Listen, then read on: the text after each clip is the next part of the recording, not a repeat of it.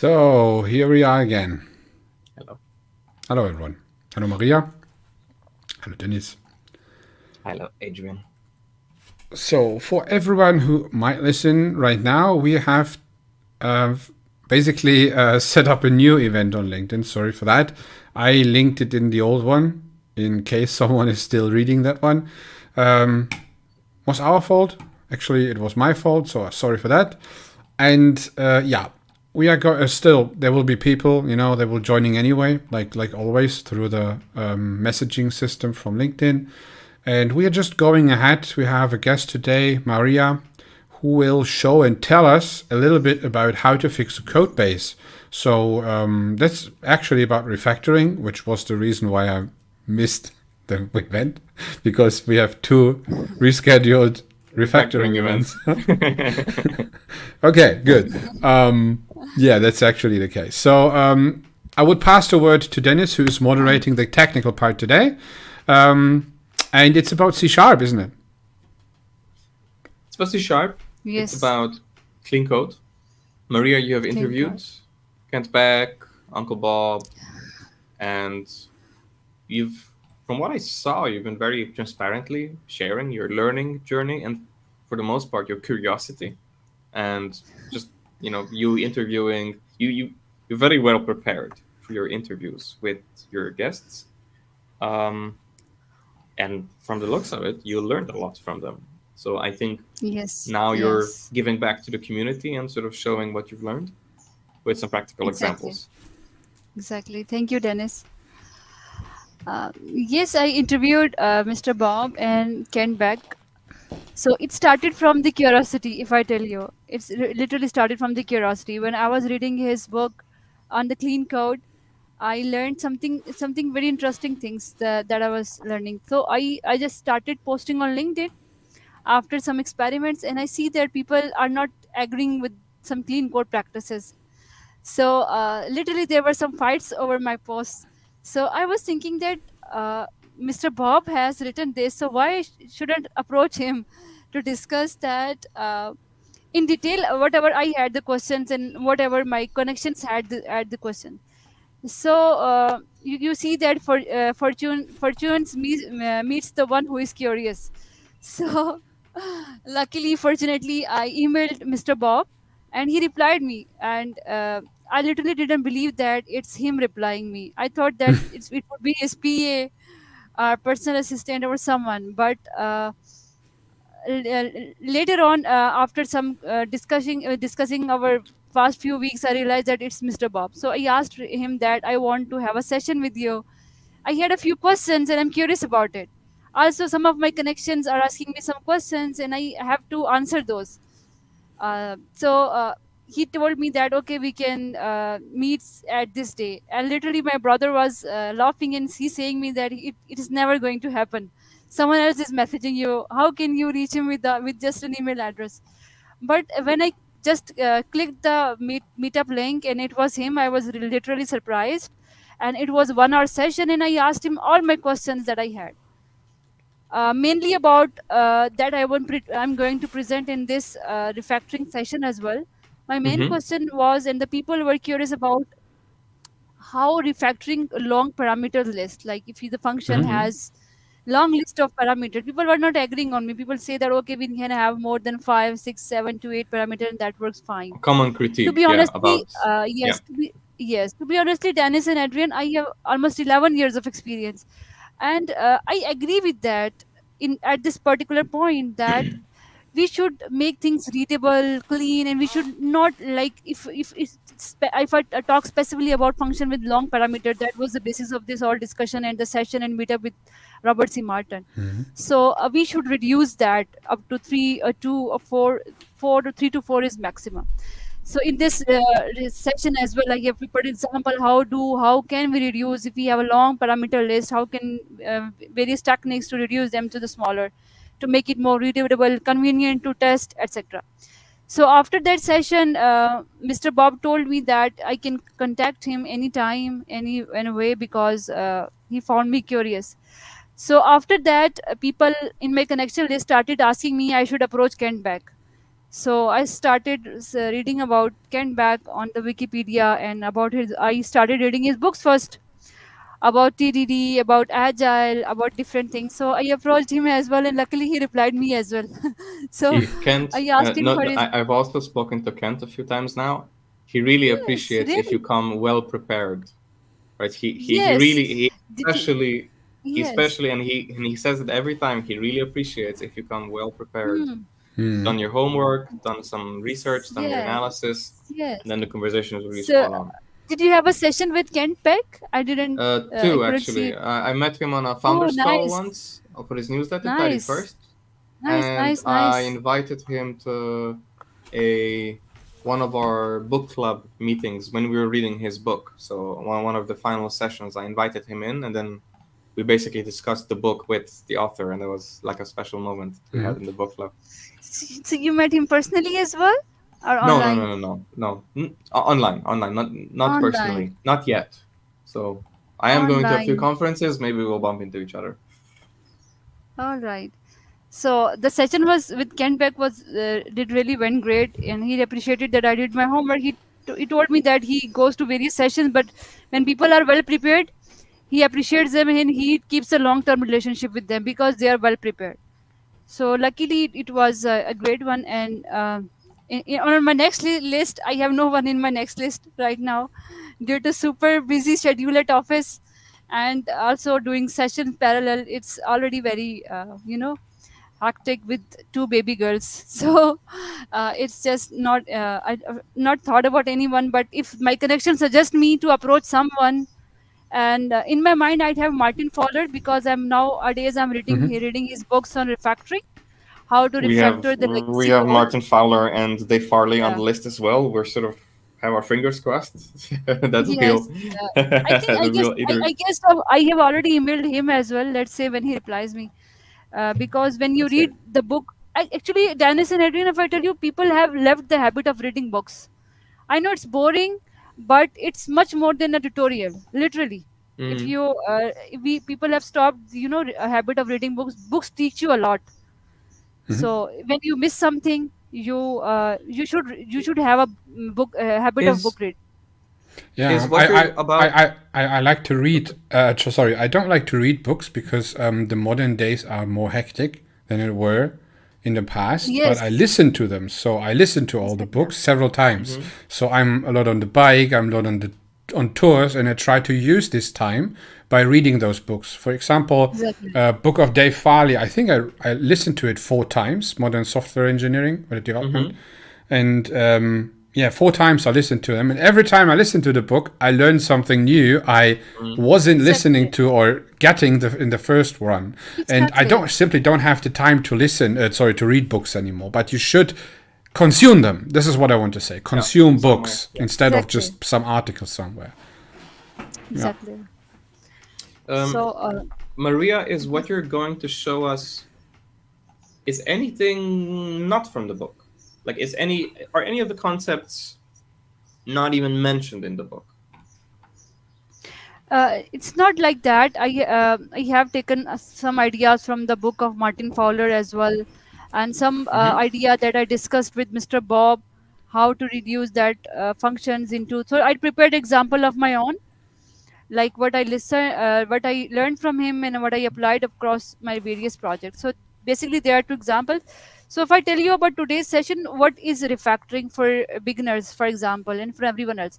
So refactoring, everyone does the refactoring even after the writing the code. So you should always refactor your code. If I'll be telling you in the demo code some examples, if you code have certain kind of smells. Hmm. So refactoring is basically, changing the internal structure of your software without changing the external behavior. So make Hmm. sure you have your tests on.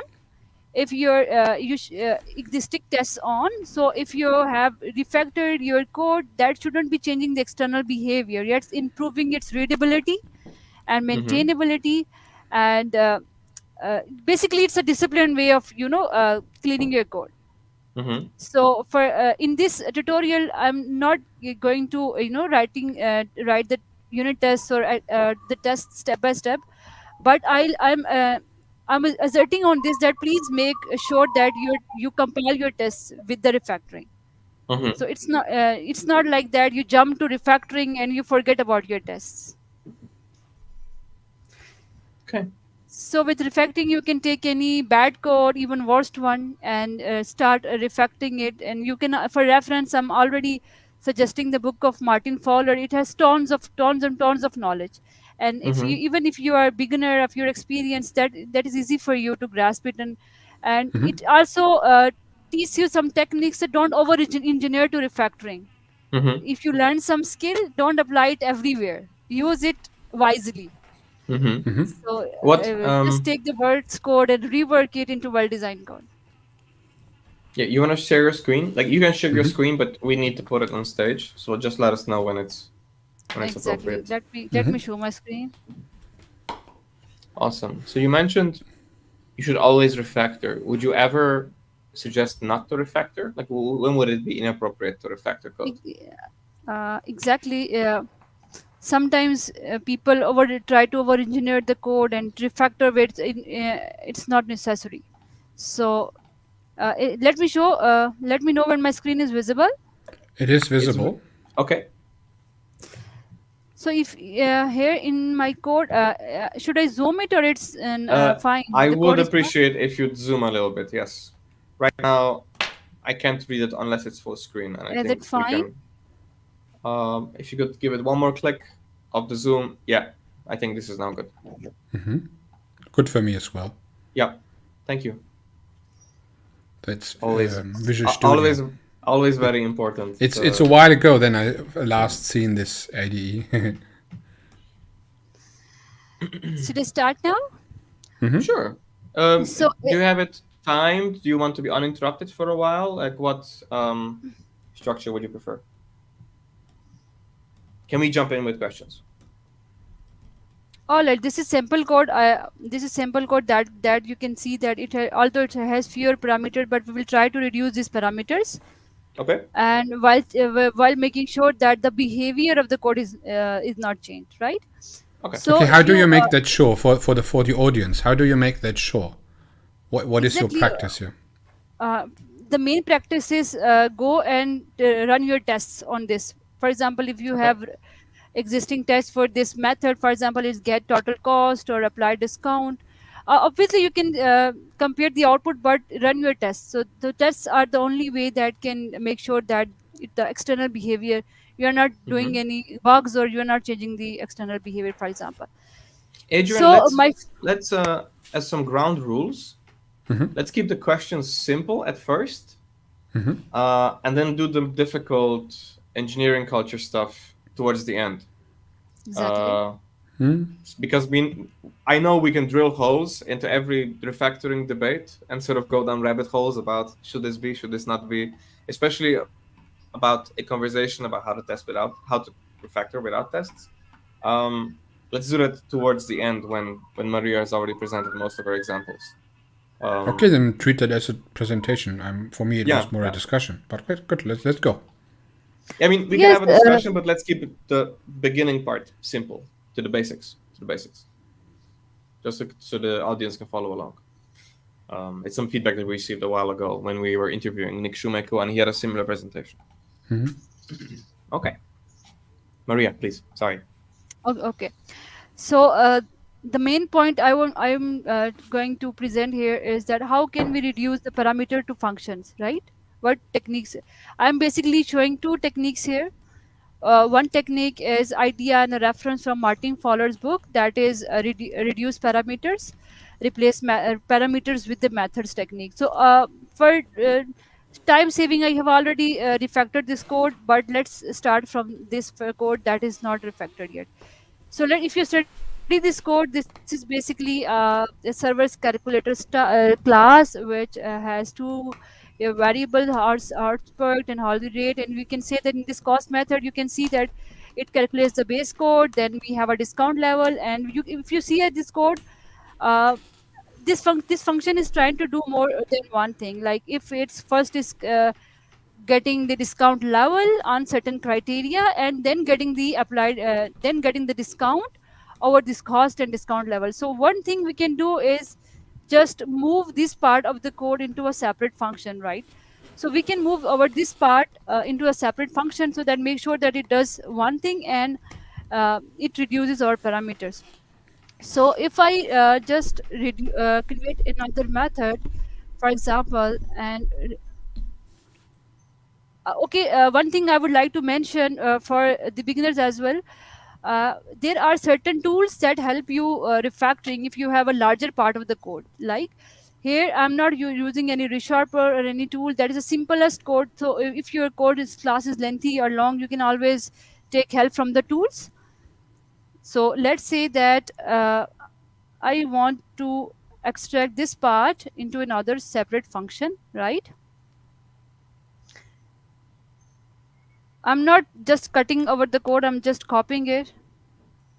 And let's return this.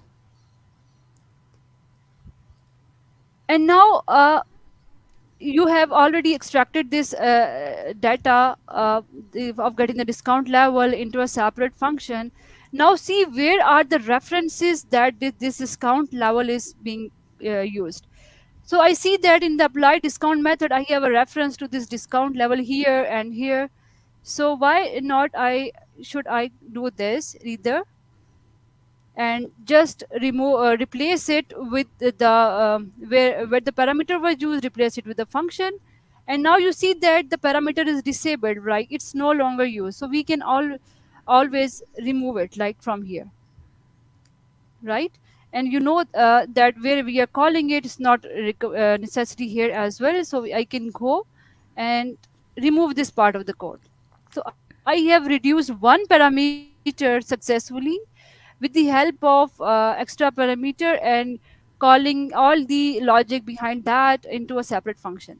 Now you Would you have see run your that tests and committed for each of these steps? I'm not I'm not writing a separate test for here like this, but I as I say that run test Mm-hmm. parallel while you refactor. I'm Okay. focusing on techniques of reducing the parameters right now. So Okay. if you see that our apply discount method still has one more parameter, it gets the base cost, and on the basis of base cost, it just calculates some discount. So if you let's try to reduce this method as well. So why not I calculate this base cost into let's say function. Let's say that get base cost, right? And we can just go and copy this code over here and just return the base cost over here. And now go to the references where this you are using this, right? So we see that this parameter is being used here and here and here. And just remove this method over here. Also if I now just we have copied this function into another logic in the separate function. Also this you can always use the temporary variable here or not, but I would suggest that just you can also call it like return apply discount. That will be still fine. That is going still going to be fine. Very good. Nice. So if by using this technique you see that or for the audience, I have taken a very simple program, but because if I take a very large program and start refactoring it, that might would be complicated for some guys. But if you see that if Mm-hmm. this smaller piece of code is a part of larger program, then you should get an idea of that how you can always refactor it. You can just Mm-hmm. get an idea. So see that I have removed two parameters with the very simple technique of getting into another functions, and also making sure that your function you ideally you should, for function should do one thing. So this was a one example. Also alternatively, I will present you some more example of how to reduce the long parameters. So for example, I have this already prepared this class of order manager, and it has functions of get orders, get recent, order, for example, and validate order. You see that validate order function is Mm-hmm. taking two parameters of date time, and you see, similarly get recent order is taking get date from, date to, customer ID, product category, blah blah, and you can see there are more than there are 5 to 6 parameters over this function, right? So let's see, that was my particular discussion with Mr. Bob as well. So I got this idea and I shared why not to share with the LinkedIn family. So if you see at my refactor version, instead of providing every parameter, let's try to create another class. And for simplicity, I'm creating a class, right, under the same class of your order request, and remove and move every parameter you require into the function into a separate class. And then you can always see that if we had a date from and date to, I have a separate class for this other date range, and this looks more readable and more simplified than putting every parameter over here and calling it and forcing every other method to call it.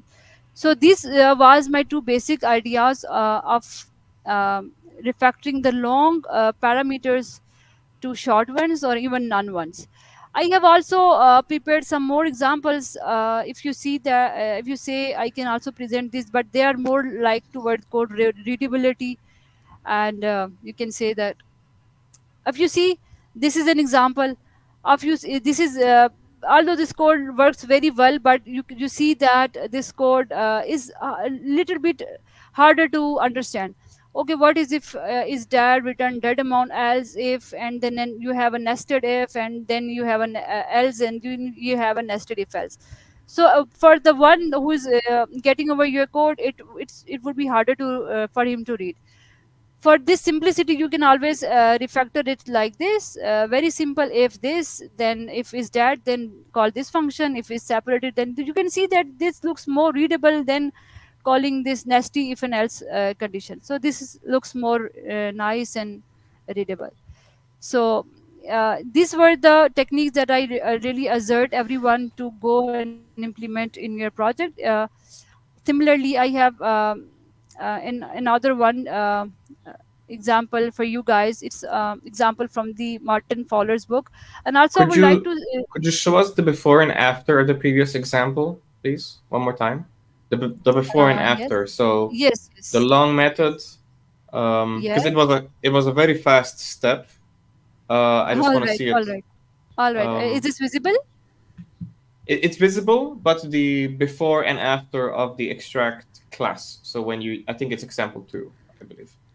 Um, the order example. I didn't quite Okay, okay, okay, okay, see the okay, entire okay. code start. All, Yeah, all yeah, right, this all one, this right, one. all Yeah, right. yeah.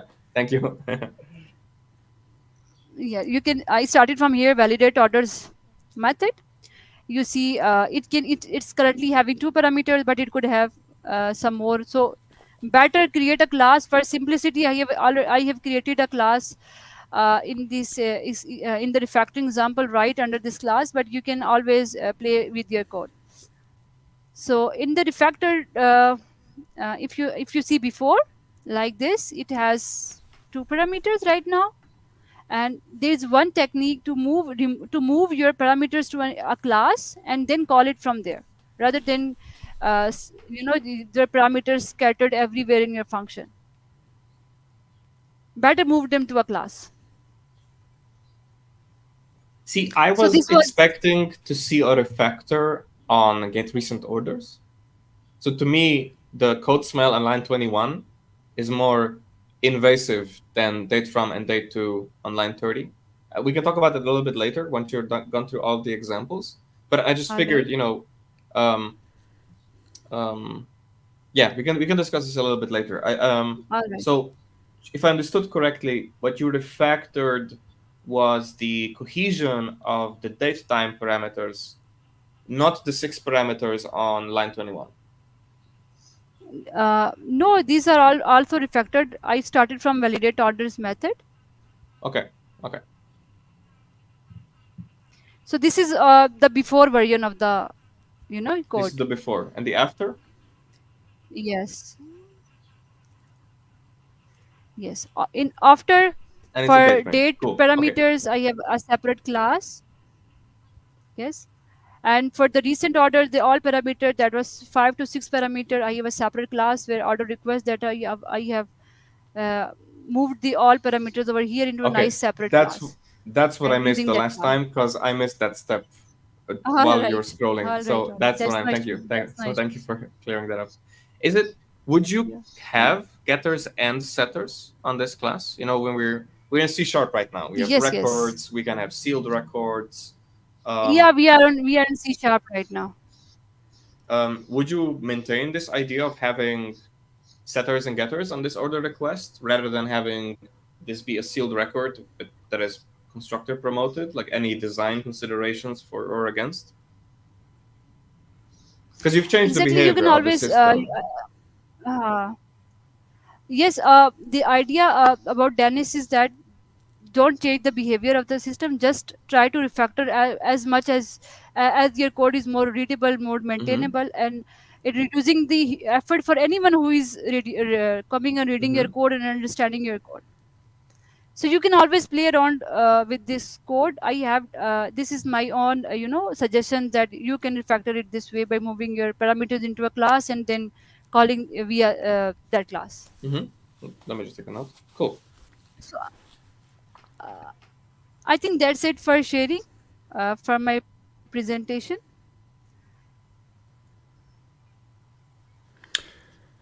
When do we, could we still share it? Yeah, let's stay with the code because I took some notes. I would like to actually ask you some questions on that, um, if you don't mind.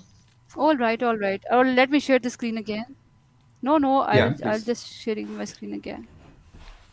Cool. Adrian, do you have a question? Like what came to your mind? So I We have think a very this. crucial part is missing. So the topic of today's session is how to fix a code base. And we don't fix a code base just to do some random refactorings. We're fixing the code base if to make while making sure it is not breaking. And Mm-hmm. this is the absolute the it is extremely important to do so. So just to keep the quality. And Mm-hmm. there are several questions regarding testing I have. And the first one would be you have refactored into a class. So you can do that in functional programming to refactor or extract it into a function as well. But when we come to tests, so we Exactly. haven't seen tests yet, right? So you have tested before, and how do you test after? So just do you keep your tests or do you refactor your tests as well? Because if you start to extract a function and it's maybe an own class, you have mentioned several times an own class, then this class actually need to have a test as well. So how do you handle that? Exactly, exactly. If the code is pre-written, as I say, and you have altered the code, and maybe it's 50% changing. Like for example, they say that you have changed the code by 50%, then you may have to change your test bit well, according to your changing. So maybe you might be you have to if you are changing, especially if you are changing the logic or if you're adding some additional logic, then you can maybe have to change bit of your test to make sure that it's Mm-hmm. just your all tests are passed before moving further. So Mm-hmm. there are two approaches for testing here. For pre-written code, you can always go through your unit test. For example, if you have a unit test pre-written, you can always go and execute them. And if you even if you have a refactored code or if you are writing a new code, another approach that even I'm missing from here was test-driven development. That is very much everyone is was talking about this, and I also have the session with Ken Beck as well. So you can always go and you can start applying this technique as well, test driven development, where you before actually writing your code, you write your test first.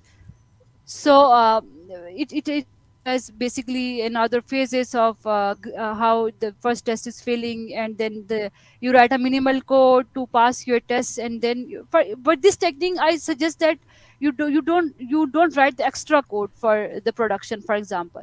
So you can always find the two approaches useful here. One is your existing unit tests, if you are changing something in the code, you make sure your tests are running, and you can always you go and Mm-hmm. apply TDD. At least give it a try. Yeah. That is a very nice approach, and if you, many people are there to teach you. For example, many people you can follow on the LinkedIn is there to Oh, sorry. Yeah, you're screen sharing, and we're not showing the code. So let's put. It's Oh, but hanging at the you moment, have the various connection. certain of books. So we will later do also session on this for the audience on how we are changing a method and how we can apply TDD or your then we don't have much we time lost your to video, Marie. write a separate test for my examples, but just consider them. I'm just waiting for us to catch up, Maria. We still hear you, but we've desynced on video. I'm just waiting for the connection to sync up. I see that you're changing the wireless Wi-Fi, and now it's Wi-Fi. gone. Yes, so we'll just wait for you to resync. All good.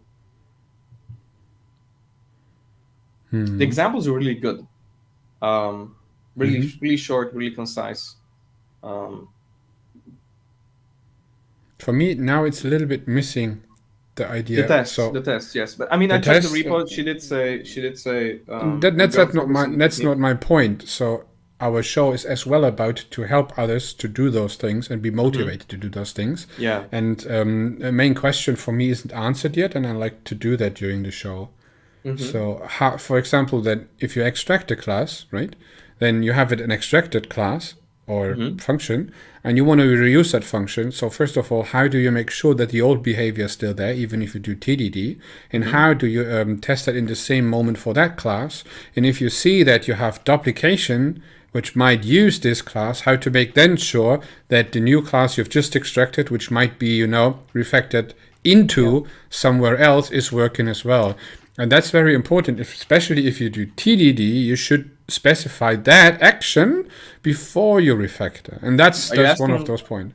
Are you asking me now, or is this? Well, I would like to respond because I have an opinion that is slightly different than yours, and I'm sure Maria has an opinion as well. she tells me that she is connecting again, internet issues, but you can answer that, of course, right?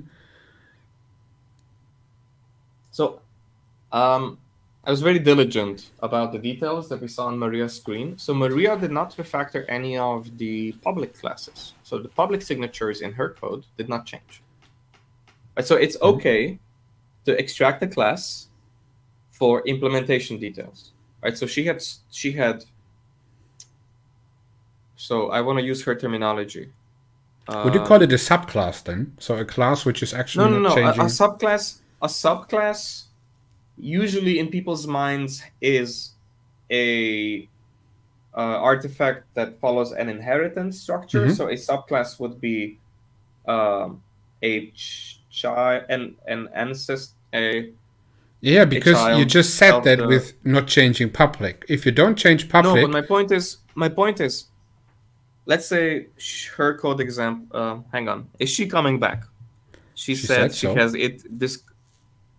I got disconnected due to internet issues, she said. Okay. Fingers crossed. Fingers crossed. Maria, I really hope you can rejoin us because I would love to have you on this debate. This is actually a cool format, I have to say. 20 minutes of code examples, and now we get to talk about them. I like this format. Because usually we talk during, and with Nick, we had that issue of Nick had a 1.5 hour presentation, and then it ended up being a 3-hour stream. But this I like. I have to say, I have to commend Maria. The examples, she picked really good examples. I would have loved to see the tests. I see in her code base, the code base doesn't have tests. At least she anonymized a code base that she knows, and she copied over what was appropriate to show on stream, and the tests were not appropriate to copy over. I understand. To answer your question, it's okay to extract a class and not test it.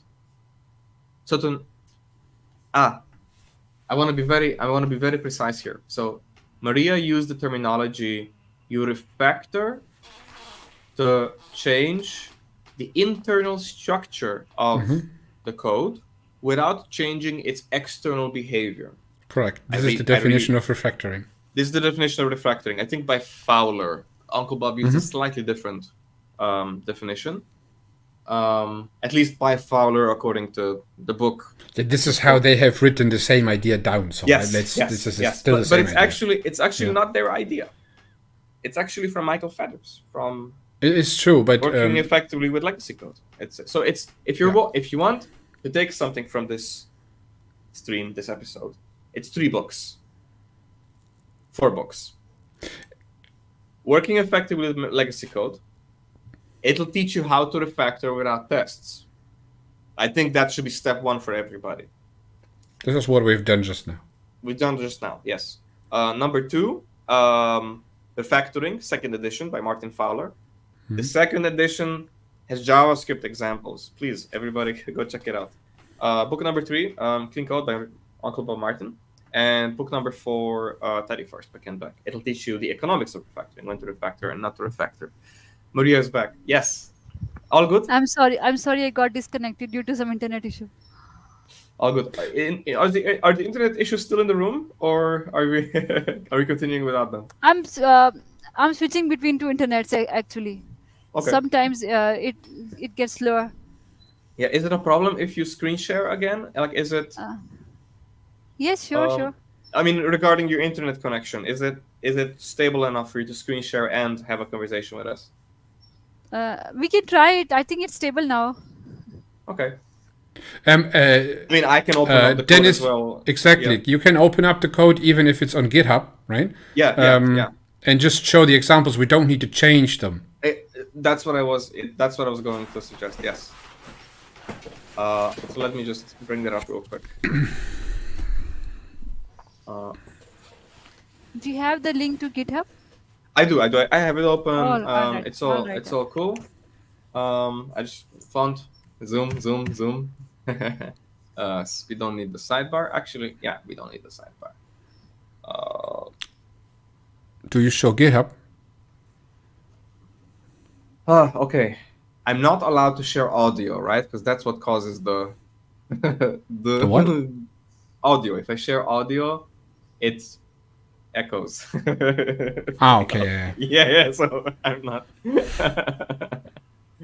Okay, I think font size. Good. Yeah. Okay. Yeah, it's good.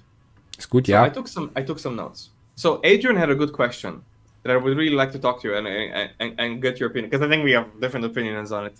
And Uncle Kent Beck actually changed his opinion on this question quite significantly over the decades. And this is primarily what I talked to him about on Tidy First, and I would love to hear your thoughts on this. So Adrian asked regarding example 2.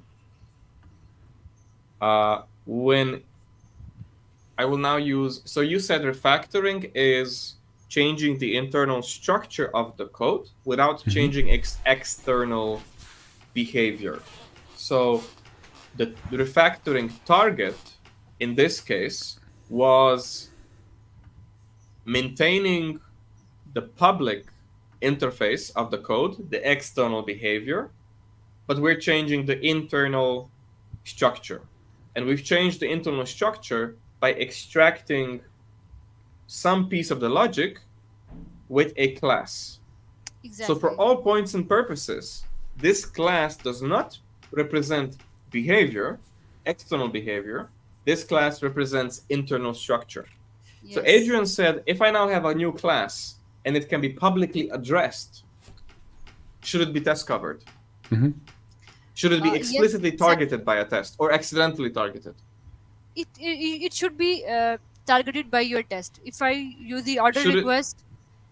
Should I target it by writing a test for the order manager or by writing a new test that explicitly also targets the order request?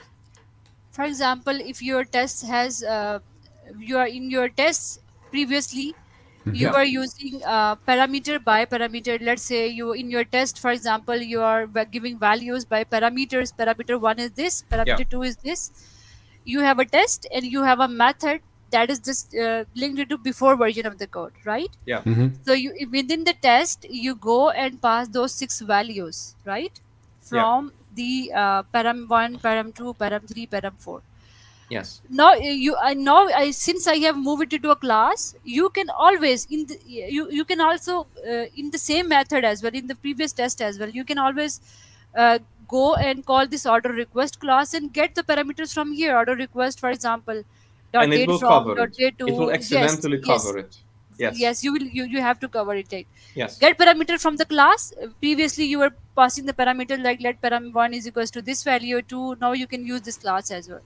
You can This one. This one. exactly in your tests. Yes. Yeah.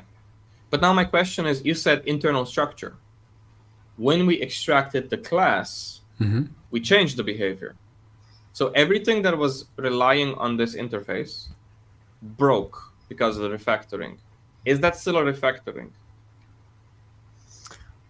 So to be more precise, should the old tests still pass? Yeah, this is what I wanted to ask right now. So what is behavior now in your definition, Yes. Dennis? Is behavior like how the class behaves, or how the class behaves in the system? So when the class is a port, how does it let's say re-implement in the adapter? Is the adapter's test still passing, but the port test not passing anymore? Right? So is the integration test passing, but the unit test not anymore? And I think we need to define that boundary before we can proceed here with the Great question. point. Great point. Yeah. Yes, I think it's a good point. But as I suggested this approach, right? For example, for example, you have this order manager class and you have Yeah. this method. Get So orders. while refactoring, since I have not used any tool to get all the references where get orders is being called or get order being used, so with the help of, for example, you are using a resharper tool, you have fixed those those parts which have long parameter to a class. So But you have my question is, can I do this? Wait, can I edit in place? Is this? No, I can't. You removed this method. So actually, what I'm curious about is, if I kept this method and said this is external behavior, and then extracted it, and then this method creates the new object, right? So new class. You can say new method class. instantiates this class, but the signature still has the 6 methods, because that is To keep the ports, actually. to keep the ports. Yes, because that is the public signature of the external behavior. So by Martin Fowler's definition, this is not refactoring. By Uncle Bob's definition, it is Yes.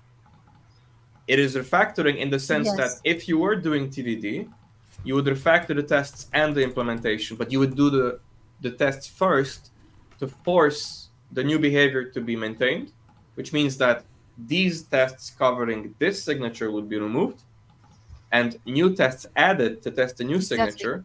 And I've observed a conversation by Uncle Bob, and he said he would write a test that covers both paths, and he would never remove the old signature unless both of them passed green. Exactly. And I'm curious whether you skipping over that step was something you did in the spirit of saving time, or whether that was intentional or accidental. You know what I mean? Like Uncle Yes, Bob would, exactly. Yes, even in his exactly. book, he says the Exactly. signature of the public methods. This is a public method. Exactly. The class is also kind of public, but that's Exactly. beside the point. It's an internal class, not meant for external usage. We could have made it private, no problem. But then it's harder to reference outside. So I understand why you did that. But Uncle Bob says in his book that the changes of refactoring should always at least be backward compatible in some step as you're moving through. So his suggestion on, I don't know what page it is, I can open it up, but he says refactor it first so that it is compatible Exactly. with the old signature, have the old and the new signature be green at the same time in the code base, and only then remove the old signature. Exactly. In my previous example, as I stated that do not remove anything unless and until you are Yeah, the previous example followed this rule, and this one didn't. exactly. So I was curious whether that was Exactly. intentional. Exactly. In my previous example, yes, I already mentioned don't remove anything unless and until you are running your tests as parallel. Yeah. You have done refactoring and your tests are running.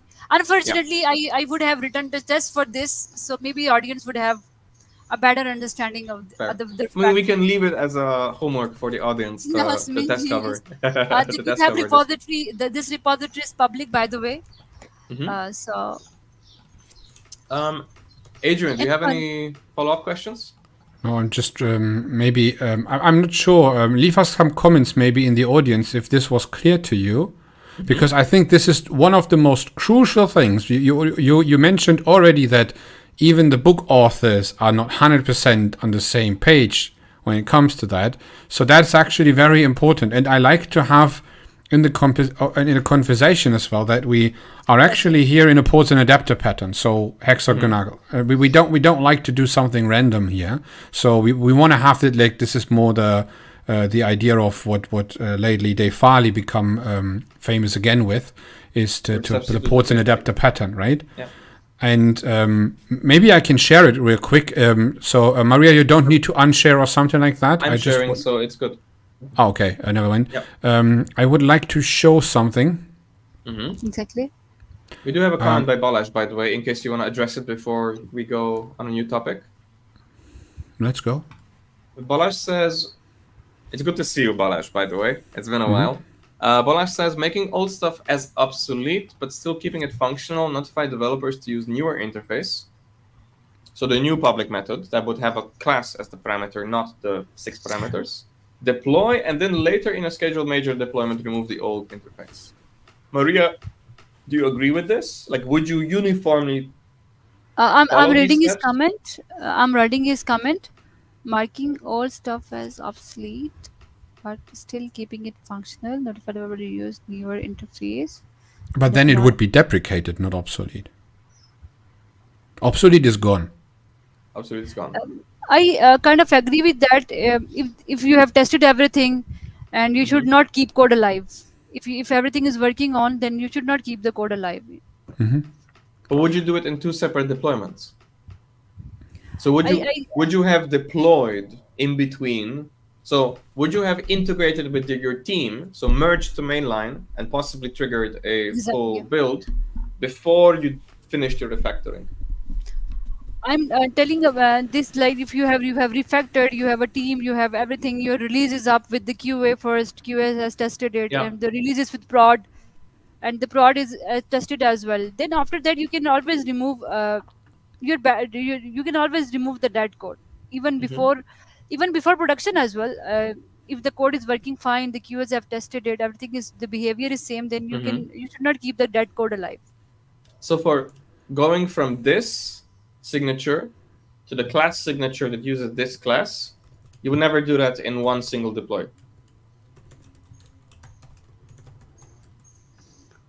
Yes, if you have done the refactoring and the tests are okay, the behavior is okay with the QA you give you a green flag. But the behavior cannot be okay. Like that's that's the discrepancy here, right? Behavior should be fine. Behavior should be kept. Behavior is if the behaviors are defined by having tests for the old signature, then by definition, without writing new tests for the new signature of the behavior, cannot possibly pass. Like it cannot have been positive after the refactoring because it didn't exist before the refactoring.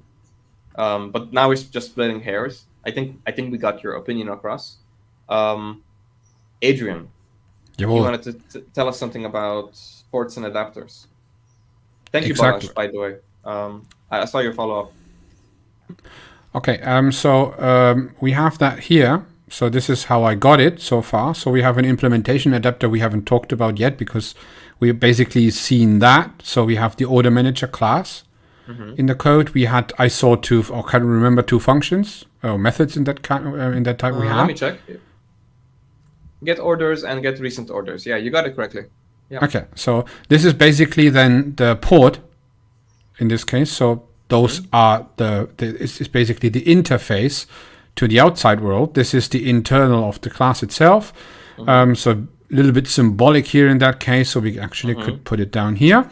And then we have a form of implementation layer, which is actually the adapter. So there is some form of how they actually use it. What I would like to define first for the audience to make it clear, because I'm not sure if we are on the same page, where is the external behavior? What is the external behavior? Is it here, or is the external behavior there? Great question. Maria? First of all, does the diagram make sense for context? Exactly, it does make sense. Okay. Exactly. So where would you place external behavior? Like, how would you define? So, okay, actually, let's turn this around a little bit. Let's break this up. Do you think you changed external behavior in the refactoring of example 2? No, I just in example 2, you are just removing the params to a class and making sure your tests are passing. Okay. Everything is working fine as expected. All clear. Exactly. Adrian, do you think Maria changed external behavior by doing refactoring in example 2? As far I remember that this was gone. Yes. Or, yes. Then it changed external behavior, because this is how I perceive external behavior. The external behavior are those lines, and since this is gone or not working anymore, it is changed for me.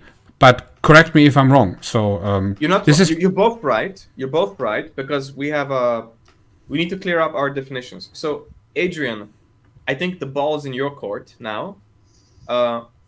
How would you do the refactoring that Maria did? So first of all, I would have two tests in place, which was a little bit looking like that. Okay. So I would have unit test for that one. So maybe even for that one and that one, but let's keep it simple for that one, for the port. The port would be a unit. I can write a unit test which does implement an own adapter, and not this one. So this is very important. This must be disconnected in the test. And this is an integration test, or actually this is a little bit wrong. This is an integration test. So this is somewhere, it could be an end-to-end test, could be a larger test of mocks or something like that. So this is some form of integration test. So if I would refactor it like that, with that changed, then the integration, or actually both tests would fail.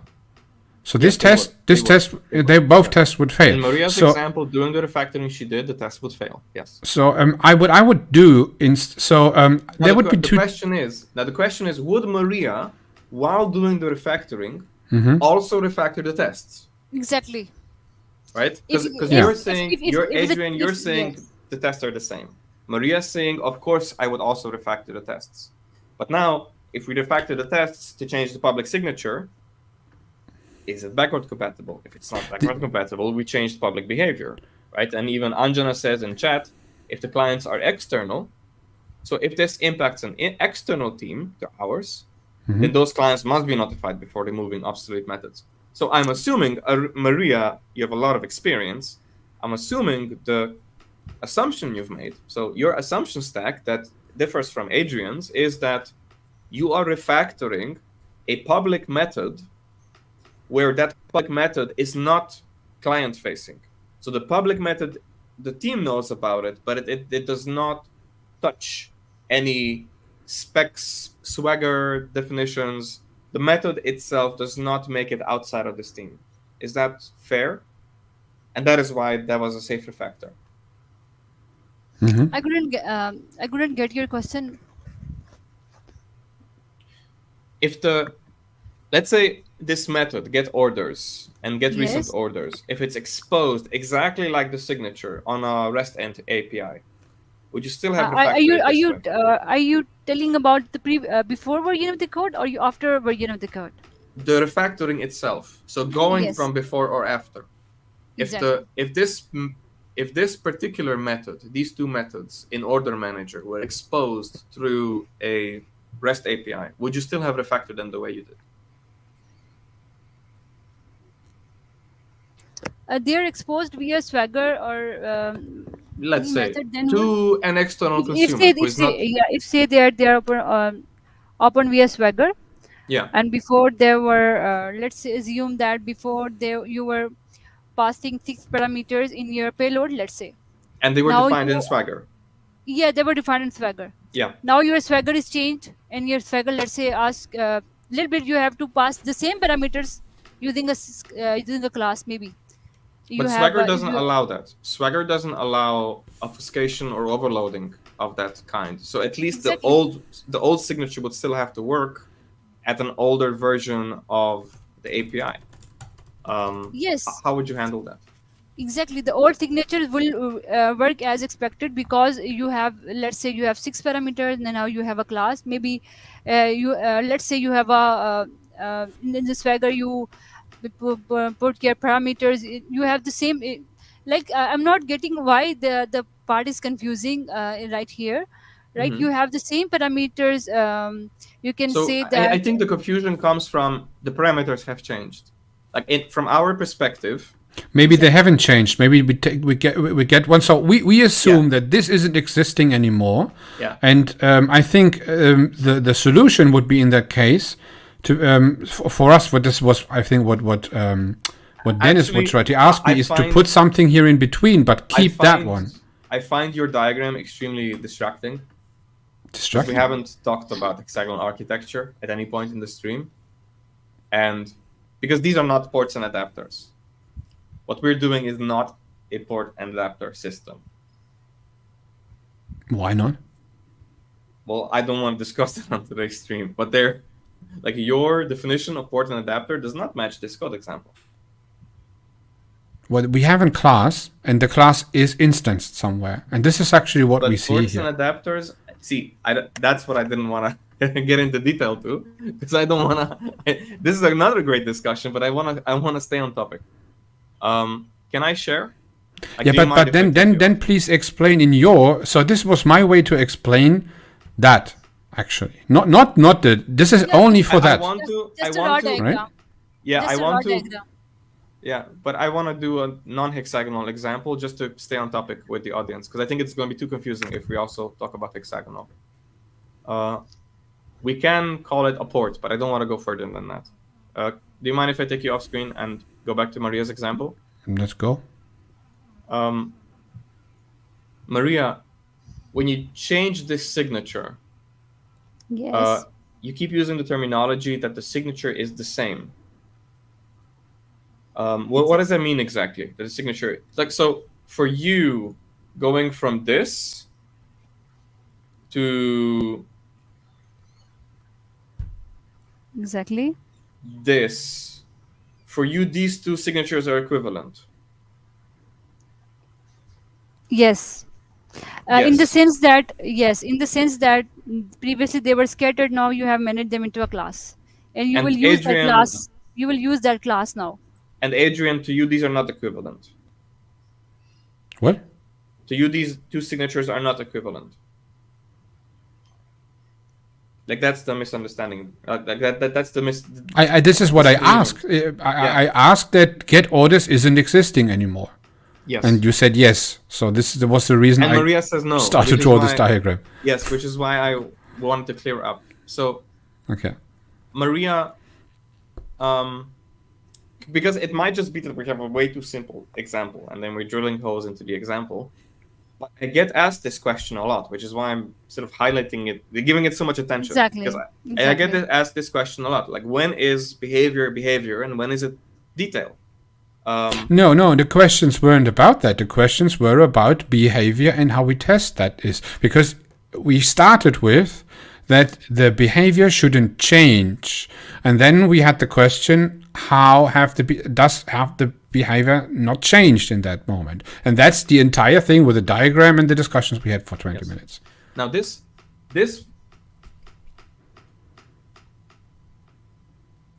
example, like you asked me why I think this example is not a port.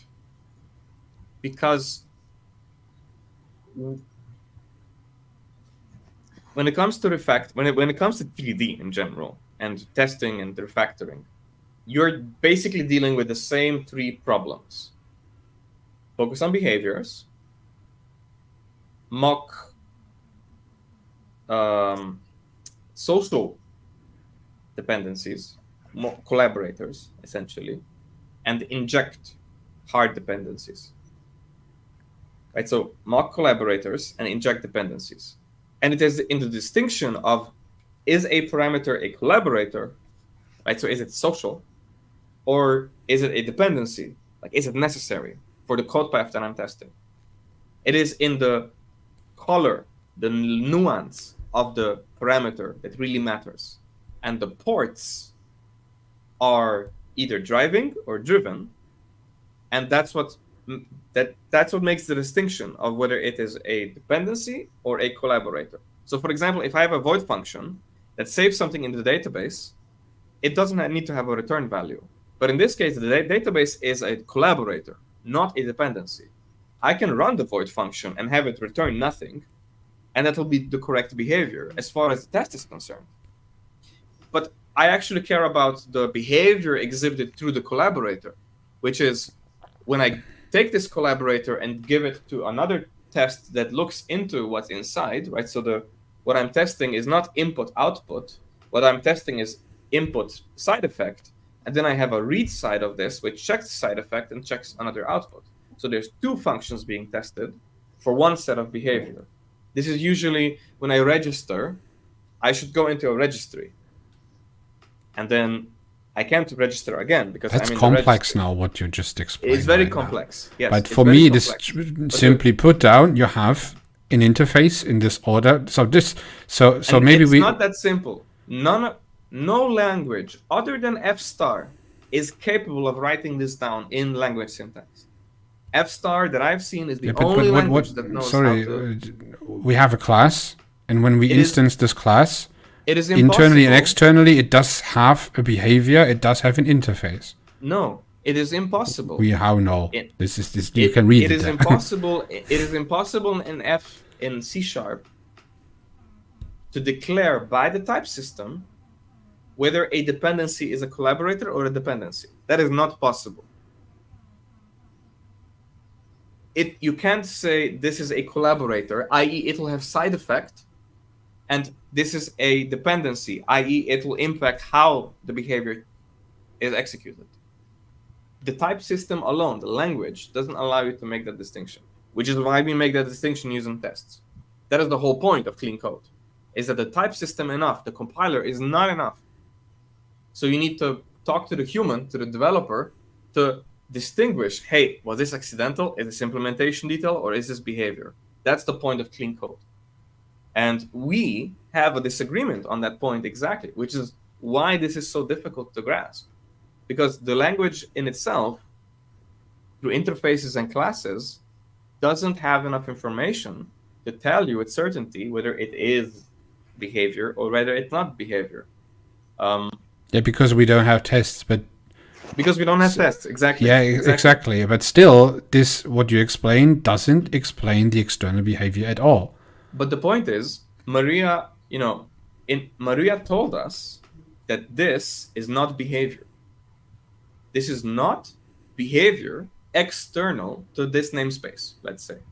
This was a structural refactoring. Now, internal structure refactoring. It is a structural refactoring that also happens to change the public signature of the class, which makes it border on these two ideas. And Balázs highlighted this. You also highlighted this. You also picked up on this. Anjana highlighted this. I just saw Balázs's second comment. So, to recap, you think this is a behavior change. Maria says this is not a behavior change. That's the main misunderstanding. And this misunderstanding happens a lot in teams. Exactly. So how would you resolve this misunderstanding? Right. So Adrian, how would I get you to see that this is actually benign, that it doesn't need to be test covered? What would need to be true? So what would need to be true so that you change your mind and adopt Maria's stance? And Maria, I'll ask you the same question with the roles inversed. Yeah, we need to have an expression somewhere where it's written down how it should behave. Where's the documentation or the test? This is the question. So which one there is no need for a discussion. So someone wrote this, and the person who wrote this must define this. As simple as that. So there is no room for how would I start to accept this. So this is not my goal to try to change something here. I just want to know about. So for me, classes usually. So I remember in PHP you had magic functions who could do some special things, and Still do. still do, and this is the reason why I don't like it. But especially in places where you have C# or TypeScript or Java, C# also has them. exactly, and you change something which is changing the interface is for me a change of the port. So no matter if we're going for hexagonal or not, because actually hexagonal and port and adapter are similar but not the same. It is exactly. So ports and adapter is a very open definition of something, and the idea is that you have something which is the unit actually, right? And you have a form of implementation. Otherwise, it is worthless. If you don't implement this, it's basically not connected to your system. It doesn't connect with the real world. It doesn't touch Exactly, and this is the behavior for me. And the simple thing I've written down this into that form is to understand that I still have a problem understanding how, when we change order request into something new, which is then changing the interface. Correct. This is why I ask you to correct me if I'm wrong. Was the interface now changed or not? So it was too fast for me. I wasn't getting this point. because we don't have an interface. Right, so we don't have an interface, so we can't really have that discussion. But wait, we have order request, which is one thing, and we had before. I see that right now 3 parameters. No, sorry, it is written down differently. It is the same. It's actually the same. So instead of having, I think 5 parameters, we now have a class. So it was like that. Yes, it was like this. So you would call this function differently than and I agree exactly. with you. So it it is changed. A signature change. Now it is a signature change. It is the signature change of the behavior. So is it now changed behavior or not? Maria, would you say it's behavioral change I or will not? say that I should come up with tests to remove every confusion.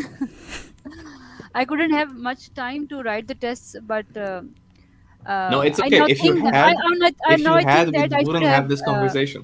Yes. In the last 24 years of coding, I would say 99.9% of my code wasn't test covered, so it's all fine. It's all fine. So yes, for these examples, let's have a chapter 3 with tests and the behavior kind of confusion. I'm happy that you didn't write tests because it sparked a really interesting conversation. Yes. So I took some. Can we close this chapter now? And I have some. Yeah, let's go. questions. Yes. Okay. Are you okay? Your capture card lost signal on the camera, on the left camera. Yeah, I'm okay. Can you hear us? Just ignore that for a second, and I try to figure out why.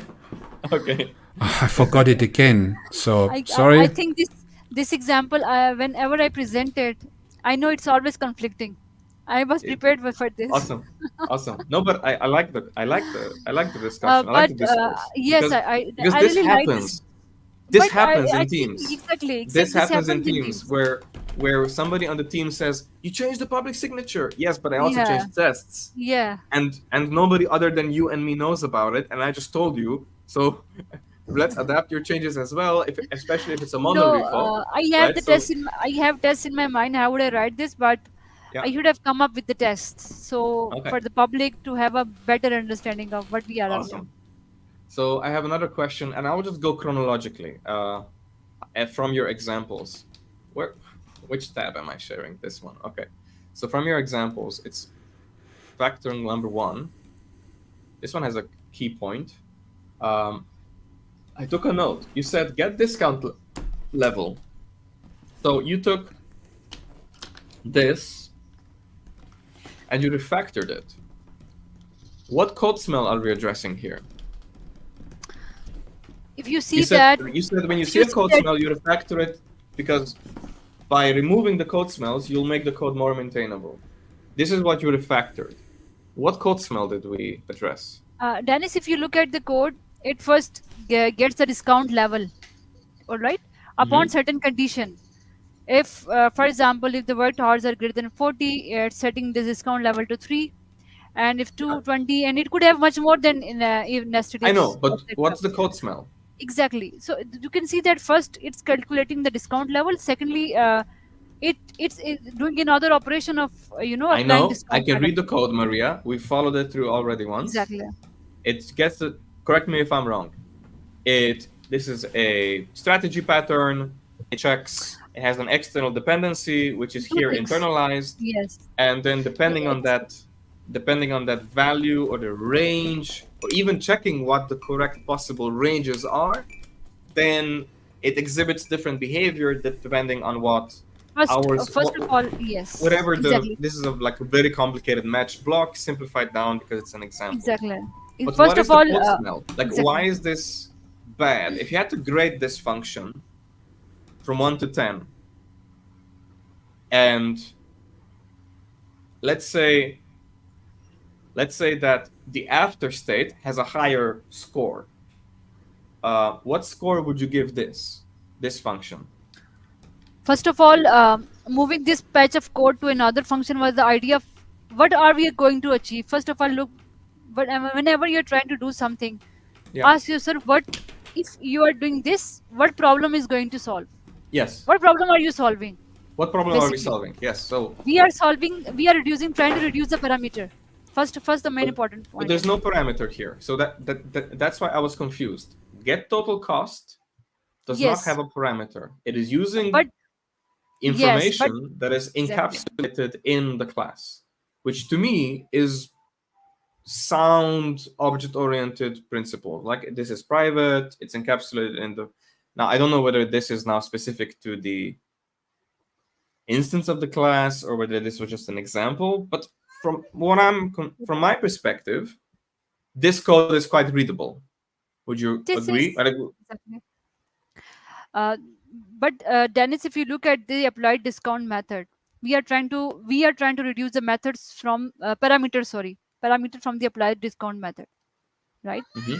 The main problem is the point is that the applied discount is called within the get total cost, but our idea is to reduce the parameters which is available in the applied discount method, right? Mhm. So we first of all we have in our mind that the problem is we want to reduce the parameters are in applied discount method. For example, get total cost is calling here. Mhm. There could Mhm. be this could be called anywhere else, by the way. So this discount level It could be better. static. Yes, it could be Exactly. static. It could be static Yeah, on some other class. exactly. Yeah. So idea is But that's not my you question. So my question is, the refactoring target was this and the right side of this, right? So this was the refactoring target, these two parameters, because in order for yes, this to work, we need to have this code, and exactly, in order to call this code correctly anywhere else, we would need to copy paste this code whenever we call that function. exactly. So if this was in production, I know you're doing this to make a point. This is an example. This is a kata. But in production, would this code smell have been so offensive that you would have actually refactored it? Idea is to Now, my and I will give you some idea is remove. context. And I will give you some context. The main people, you said, when you talk about refactoring and clean code on LinkedIn, there's a lot of people chiming in on your comments and on your post that disagree. And I found the same. I had the same experience. And one of the things that they disagree with that really gets the flame wars going is that the code examples are too simple, and that's our fault. And we don't really convey the key principle, which is Uncle Bob himself said that this should not be refactored. Uncle Bob Why? himself said Quickly explain why. because there is no pattern yet. Because he corrected himself. In his book, he said, "Yes, I'm making an example. I'm making a point. This is made up. This is the procedure." But when you do this in production, if production code matched the code example that we are given in our example, Uncle Bob himself said, do not refactor this. Because it should go to the 3-strike rule first. You need to have a pattern of this abuse, not a suspicion of it, right? So us saying this is bad code because if it gets used a second time, somebody will copy paste this. Well, we should wait until somebody actually does so. Because right now they can't. Right now, this is private and non-static, and this is the only public signature. So Uncle Bob said that he actually corrected himself in many different occasions that if you're giving this code, don't clean it up until there is proof of repetition, which is what I'm sort of trying to sort of explore now with you, right? It's like a little bit like don't apply dry when it's just a single location. Yes. So don't refactor just because you think you could refactor something. Yes, don't refactor out of suspicion of duplication. Duplication has to be in front of you. I would phrase it like now comes the CTO phrase. I'm thinking in NFRs, so non-functional requirements, aka qualities. So if the quality of the code is violated, so degraded, with that code, and if I refactor it right now, the quality would become normal again, so raise to the normal, then I would refactor. Otherwise, it's a waste of time right now. So it can become, but if it's not yet, then we wait until it actually affects the NFR maintainability. So the point that I often see is that there's code examples, like you've probably seen this on LinkedIn, there's a carousel, there's a code example, and then people say, but I preferred how it was before, right? And I'm sort of trying to play devil's advocate here and have this conversation of, we move this code. And specifically, we move this code so that then this signature could be changed to not have to be reliant on an external, this is a surrogate. This is surrogate code. Every time you call this, you also need to call this. And the after refactoring looks like this. Now, the issue is the code is actually in multiple places now. So one of the first things that I would get now as flack, if I was posting on LinkedIn, they would tell me, why is this here? Why isn't apply discount inlined into get total cost? Right, so this looks like a prepared adapter for something, or an abstraction. It looks like it's over-engineered. It's an adapter for a port that doesn't exist, if I use your terminology. Wait a second. That could be a good application if it's because of refactoring. So I haven't followed this too much. But if it is a result of a refactoring, and it shall maintain compatibility, but then we need to note it. But then I would inline it. Yeah. Then I would say, well, why isn't this function here? Like that because it's still an interface. Get total cost maybe still. I can take this. Yeah. And I can just move it into that function. Okay, and vice versa. Okay. A second function. Because Uncle Bob said, did we? But quickly, just from the logical standpoint, applying a discount is a very generic function which is not bound to get total cost. So I can understand that this is actually a reusable function or made for this one.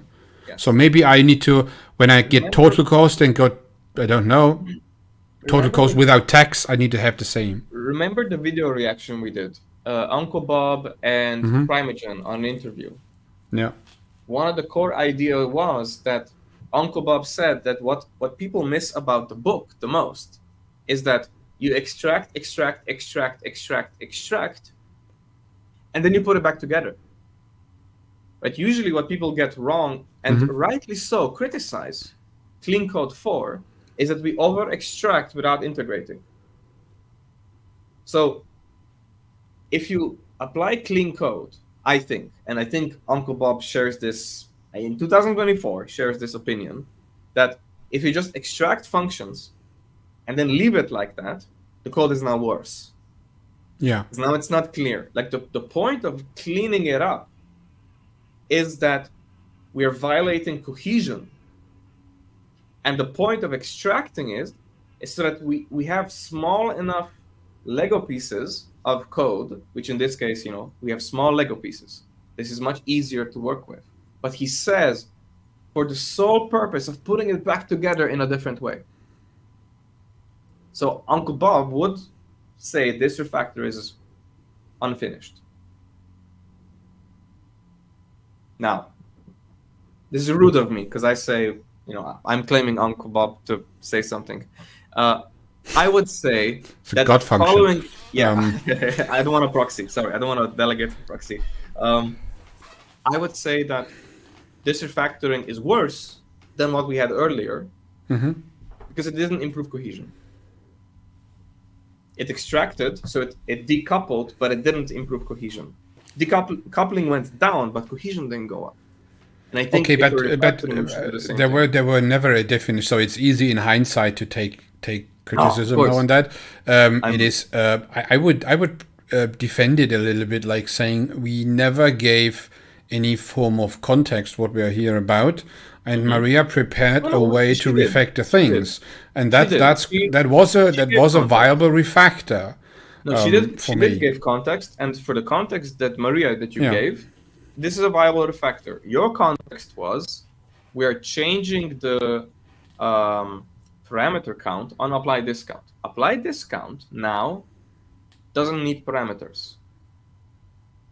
Now, opponents of the over-refactoring style of clean code, not Martin Fowler refactoring, but like clean code style refactoring, where you basically name smaller concepts in your code, they might say, well, why isn't this inlined?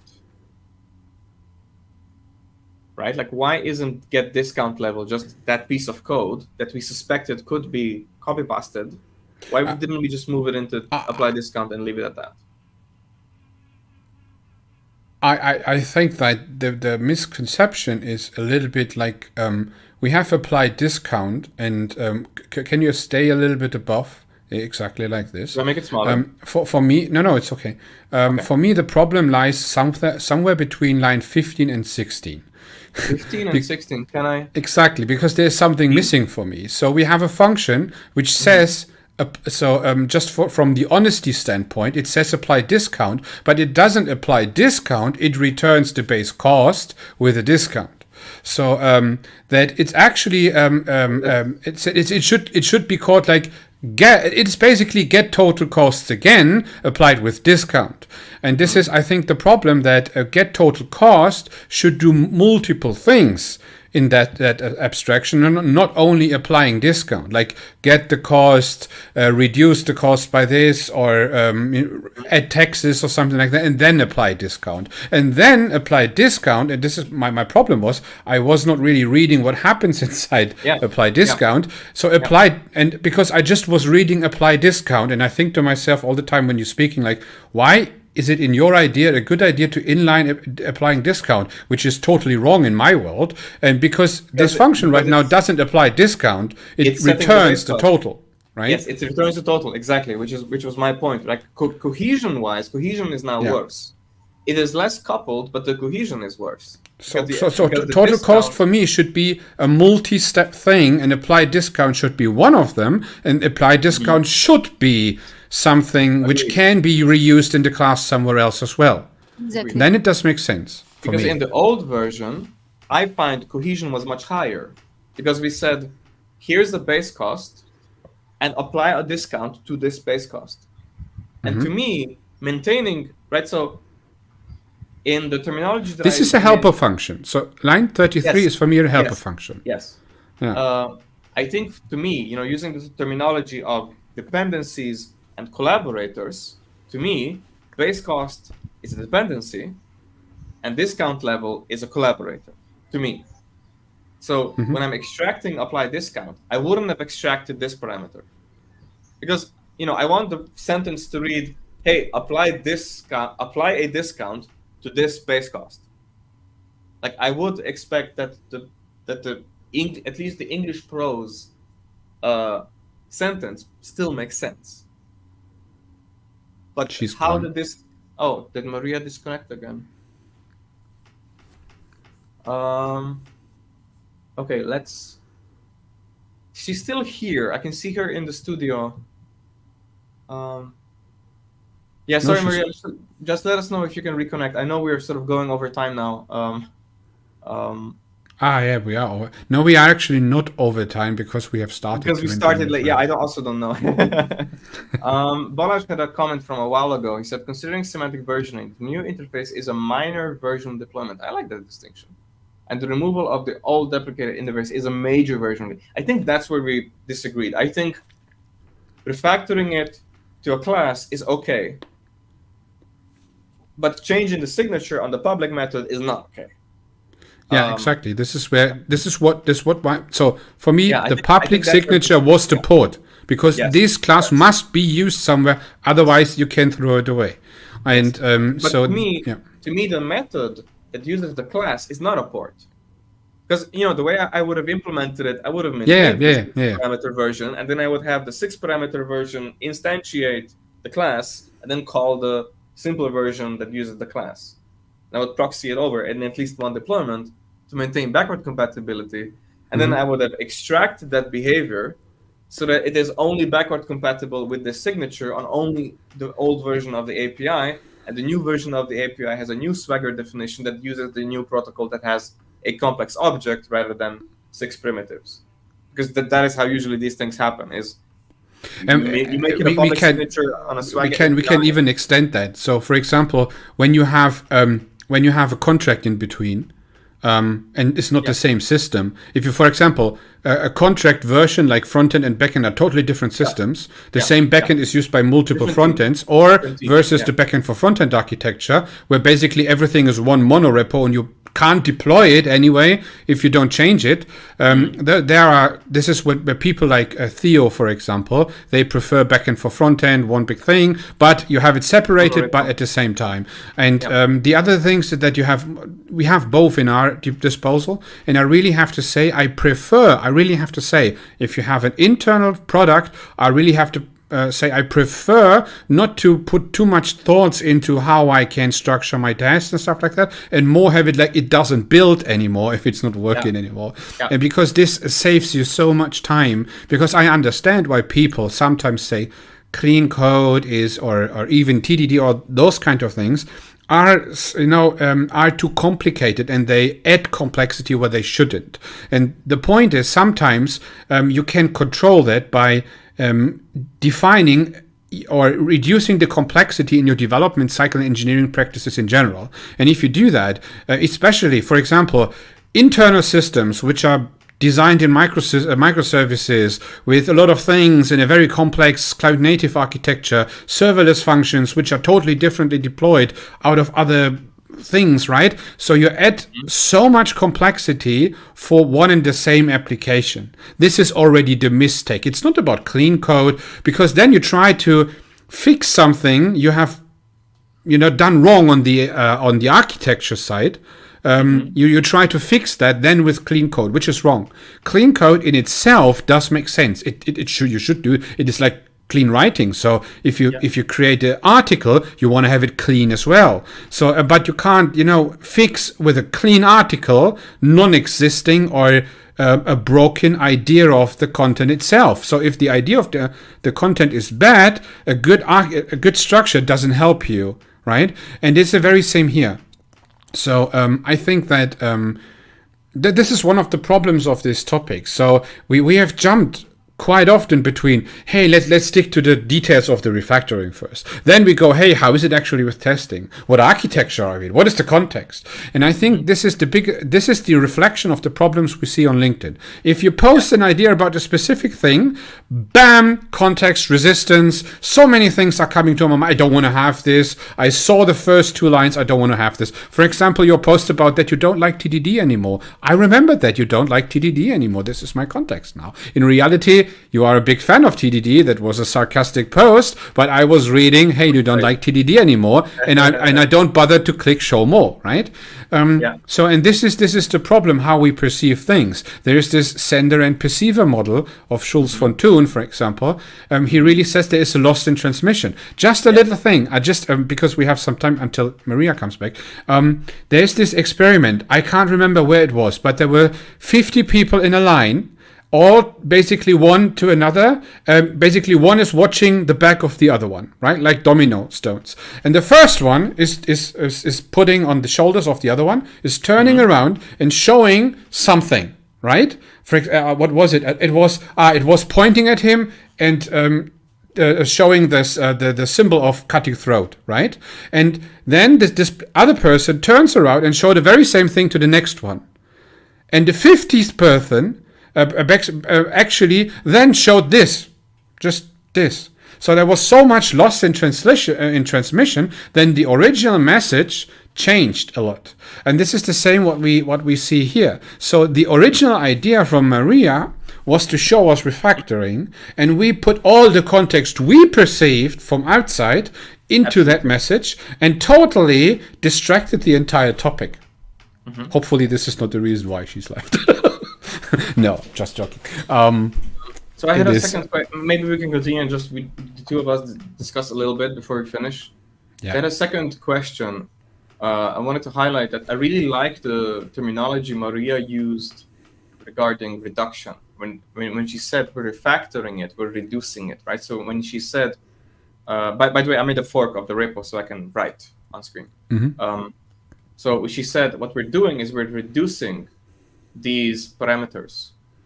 And I really like that terminology because we can actually get a functional equivalent of this, because if I'm saying apply discount, well, if apply discount has, a base cost and a discount level, if I'm reducing it, really, what I should be doing is if I'm currying it, I should be currying it something like this, either like this.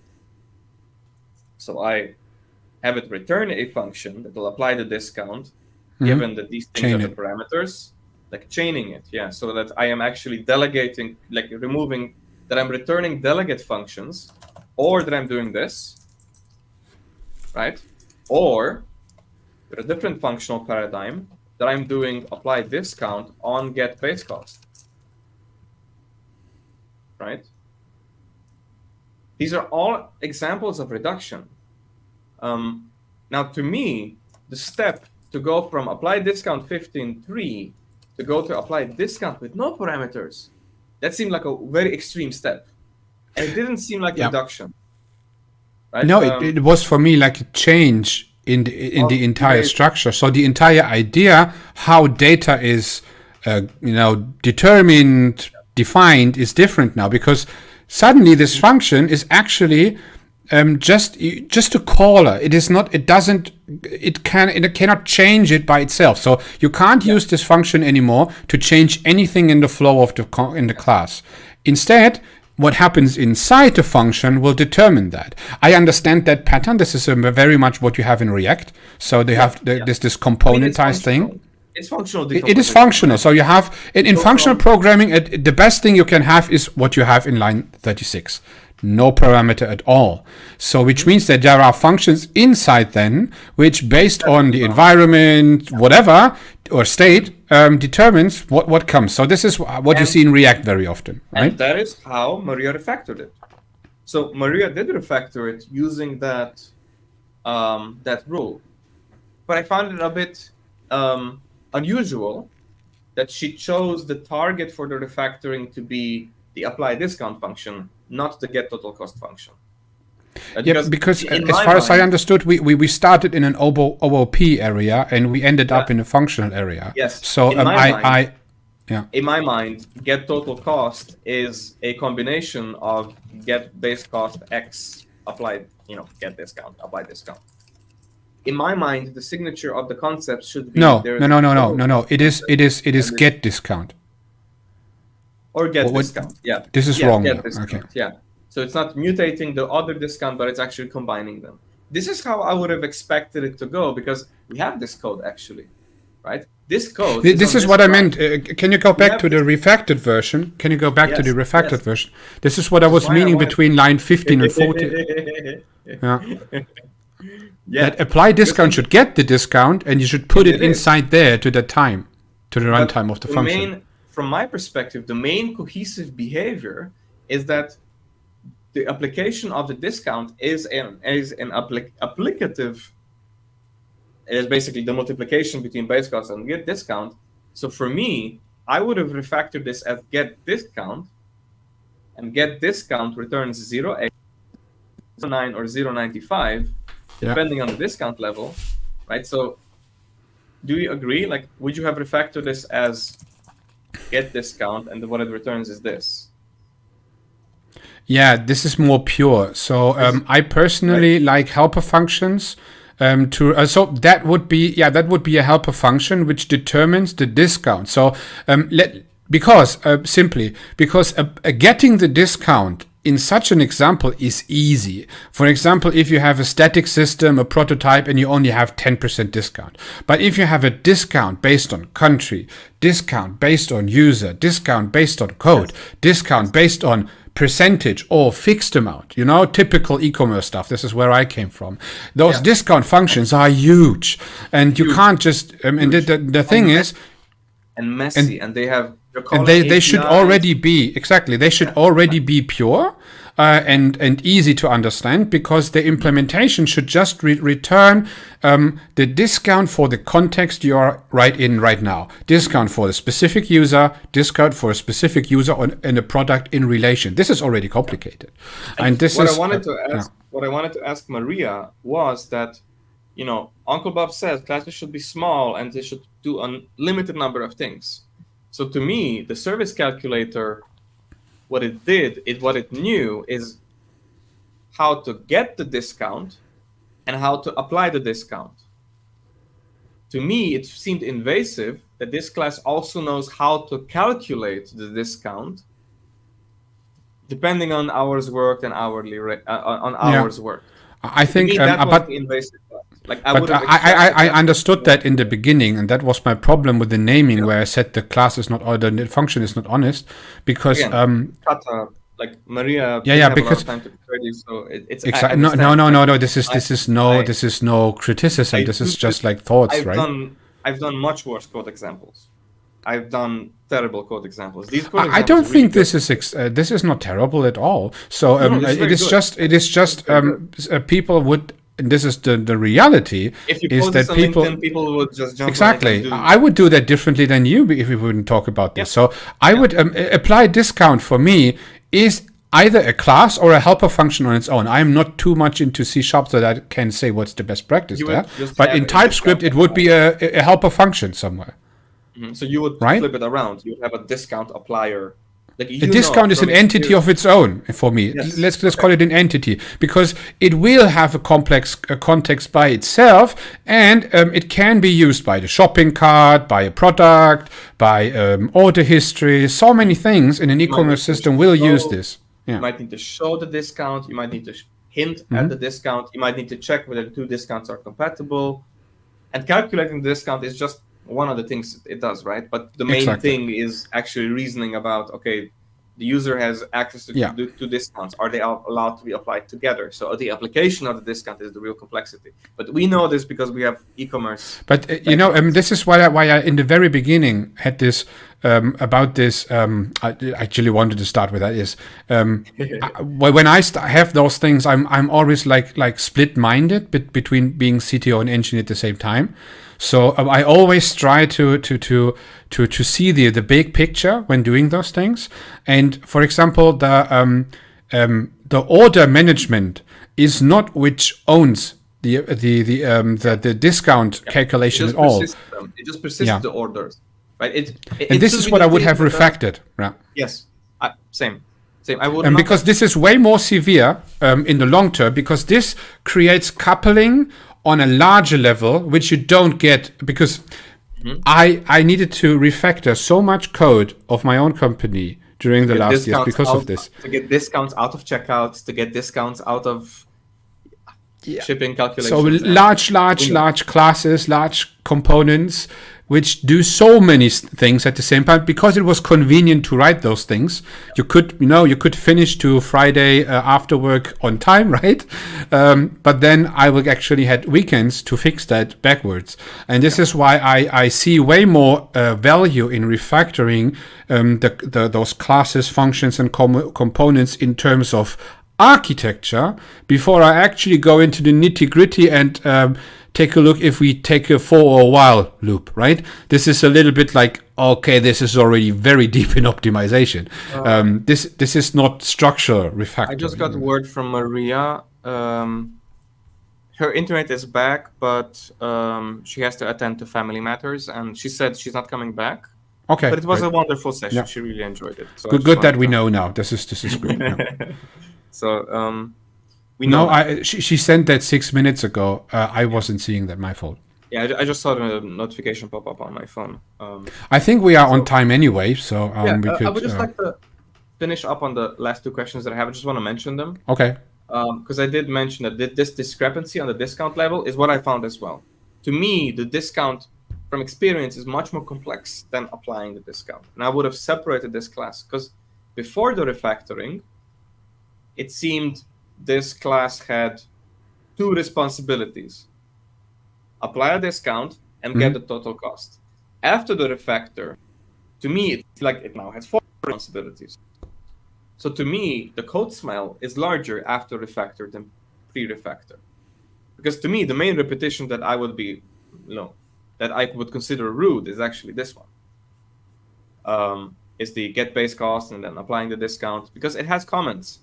So it's the one where you really have to be careful.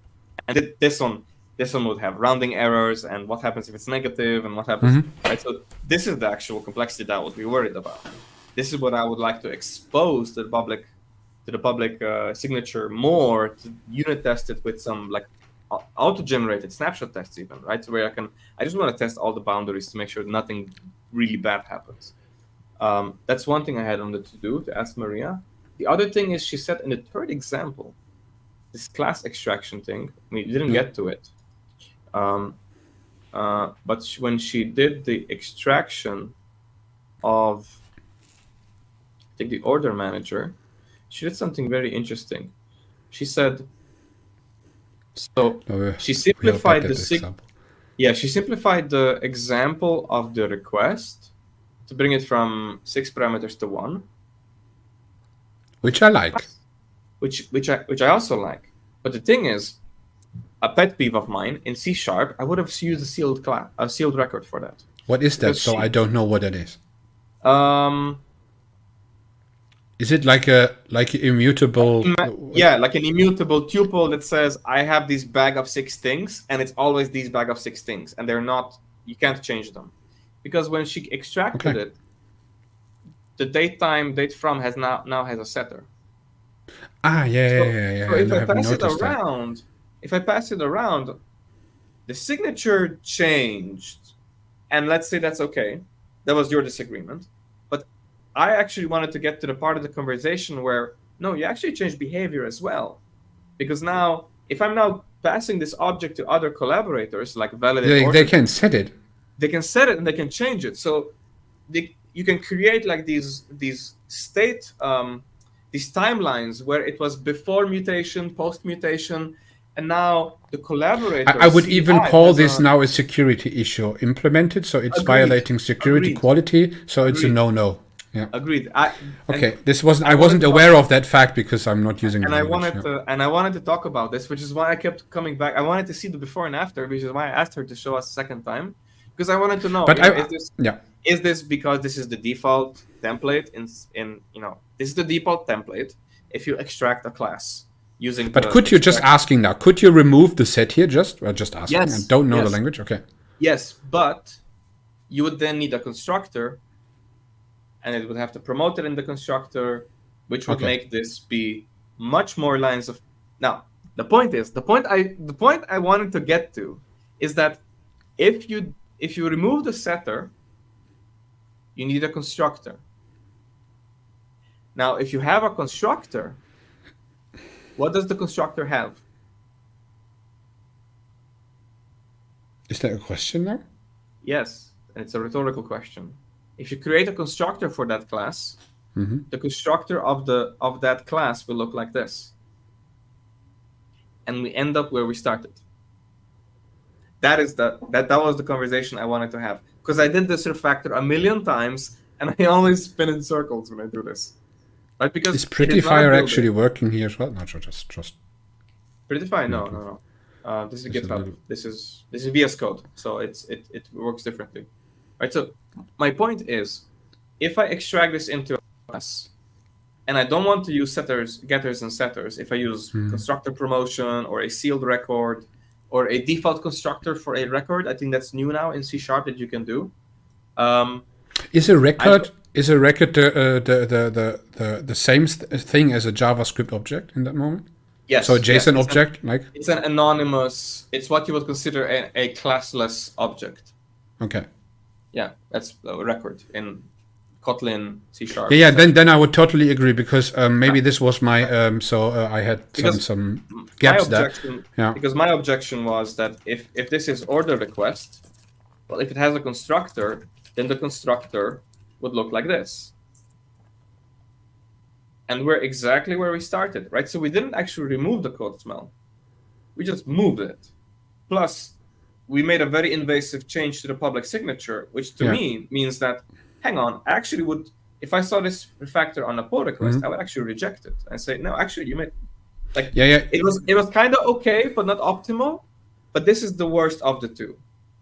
The worst is that there's a setter. This is the worst thing. Yeah, so you basically there's a setter. Yes. That's the with distance. The first. I did actually something with a coaching client recently where we said, when you're doing extract class, when you're refactoring to actually improve the signature, what you should be doing is you should be following this funnel of, if you start with a class that has 6 parameters, then the output of that should be 2 things that have 3 each. And I really like the terminology that Maria used. Maria says, we are reducing the parameters. I think we should have done that. Because by replacing it with a class, if the class has 6 parameters, we didn't solve the problem. So introducing a class makes sense if we do, for example, what she did. And I wish she had stuck with it. Because she did do this. Right, I need to be on after. Right, because look at what she did. She introduced a date range class. But the class for order request still had date from and date to and date range. That is what I objected to. That is what I wanted to talk about. Right? So it has date from, date to, and date range. So it's backward compatible, and it can have both of them. That's a no-no for me. Right? Because it should have either one. I'm okay with it being backward compatible, but it should not have both. You don't need to be backward compatible if you change the interface. The signature. Like I agree with that. Right. So when it comes to extracting a class, when I'm coaching, I always recommend don't go. Can I simplify? Hang on. You have this huge header. I would always say don't go. And this is pseudocode, please. My C# is not good enough for me to write code confidently. If you go from A, B, C, D, E, F, don't go from that to F, new, X, A, B, C, D, E, F. Because we didn't solve the problem. You just introduced a factory where you have now... Nothing changed, yes. Exactly. No, you have added complexity. And it's added complexity, and it doesn't solve readability, the problem. Reduction, and stuff like that. Yes, right? Because what I would have preferred is to stick with this idea of, oh, look, there are product concepts, there are customer concepts, and then there's a date range. And this is from domain-driven design, right? This is a value object. This is probably an entity, and this is another entity. Or this might actually be a value object paired with a product ID, right? So what I would do instead, I would say, okay, so if we have F, date from, date to, customer ID, now customer, what do we have? Product ID, product category, and discount, and this one is optional, I would say, let's go from this, please, let's go from this to date range, and let's stay there, right? And let's stay there. And in C#, you can overload functions. You can have the same function name with different parameters, and I would keep the old one, and I would call the new one from the old one. And this one, I would then go one step further. This is step 1. Step 2, I would then say, okay, you know what? These two seem to belong together. How? A product ID and a product category. Well, maybe the user can browse the product from different categories, and we wanna focus on which one the user came from. So maybe we should say, well, this is a chosen product category. So it has a product ID and a category ID, but it doesn't contain a product. It just says the user came from this direction. And then I would say, okay, does the customer and the discount belong together? Is the discount customer specific? Let's say it is. Then I would actually go one step further and say chosen product category and customer discount. Right? So does this person but then I'm, we get I'm speculating. Go ahead. Okay, then I would change it differently. Go ahead. I would, since my skills are not good enough, could you please type a new line? I express it now in TypeScript. Okay. Is function date range?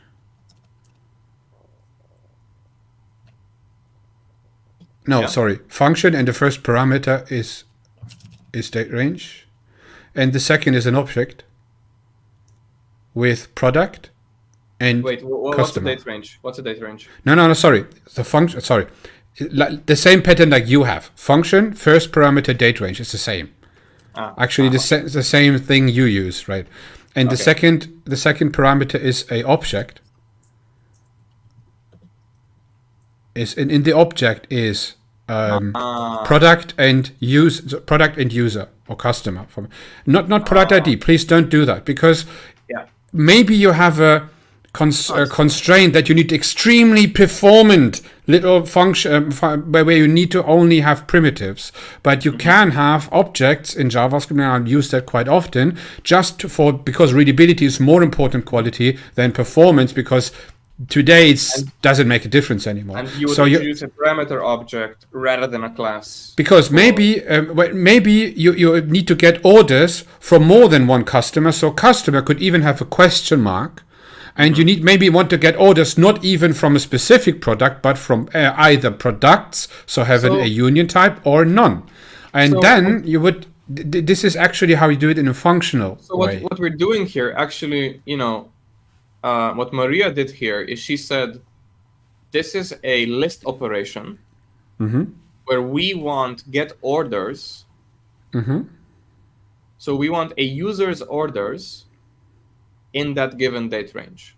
This is the problem already for me. You already set something which is not defined in line 27. A user's order. Why a user's order? Maybe all orders of today, for example, right? So maybe an administrator wants to see what is an unprocessed order right now. I agree. And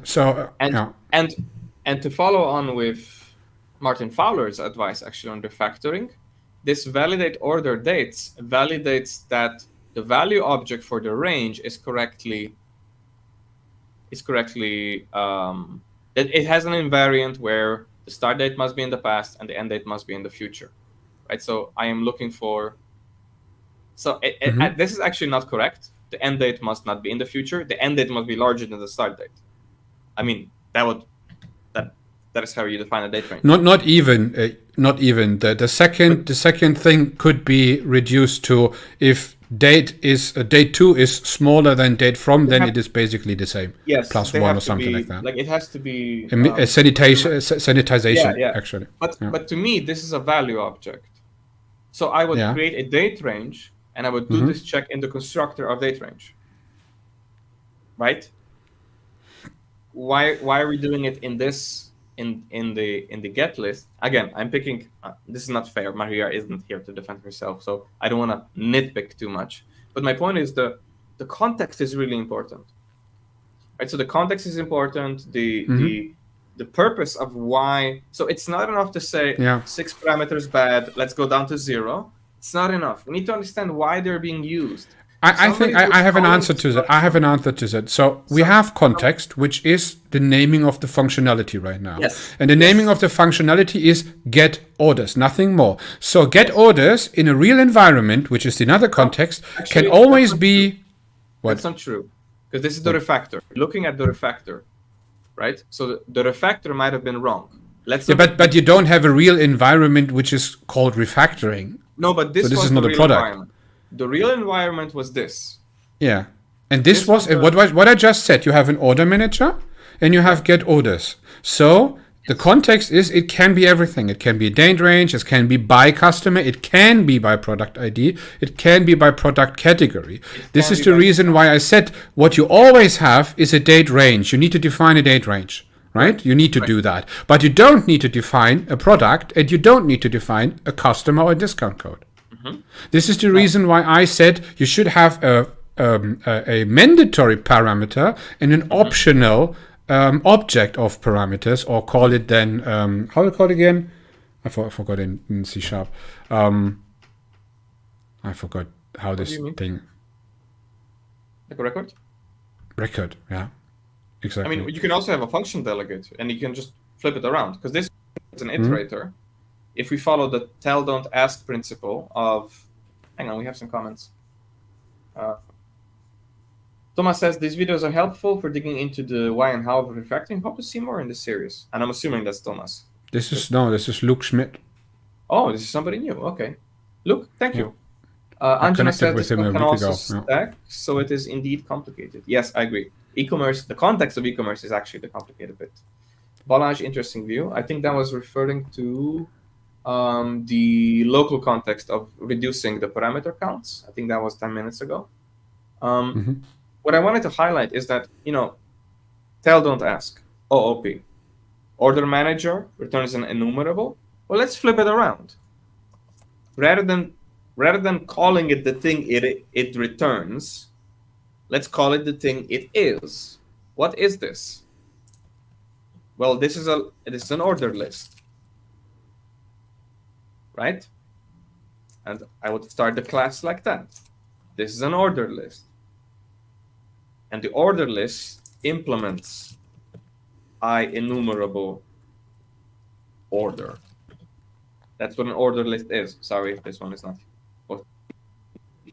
And I can even make this an interface or an abstract class. And I can have a recent order list that filters out really old ones, archived ones. And I can have a global one where that is for like pure, bookkeeping, financial records. It historically checks all possible orders, not just the recent ones. Yeah, but those are for me aggregators based on a function normally. Yeah. And I start with that. And what this thing returns is a builder for an iterator. And it would have, this toList or get iterator concept on it, this method. Yeah, this is what I mean. And that is what executes the query.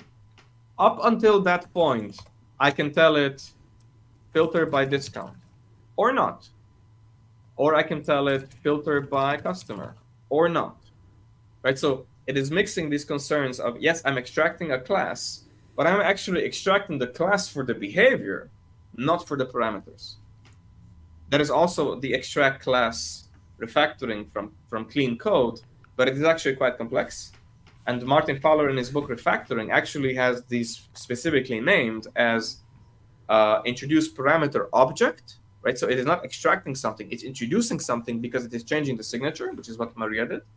And then there's also the iterator. I think that's what it's called in the latest edition, where rather than having a thing that does something, an order manager that returns a list, I'm actually defining a class using more pure, if you're a fan of Elegant Objects by Igor Voguyenko, you know this concept of tell, don't ask. Like, name it what it is, not what it does. This is an ordered list, and it can be filtered. And I can even say this was a selectively filtered ordered list, because what I'm doing with it is I'm applying different filters, and then something else will enumerate over it.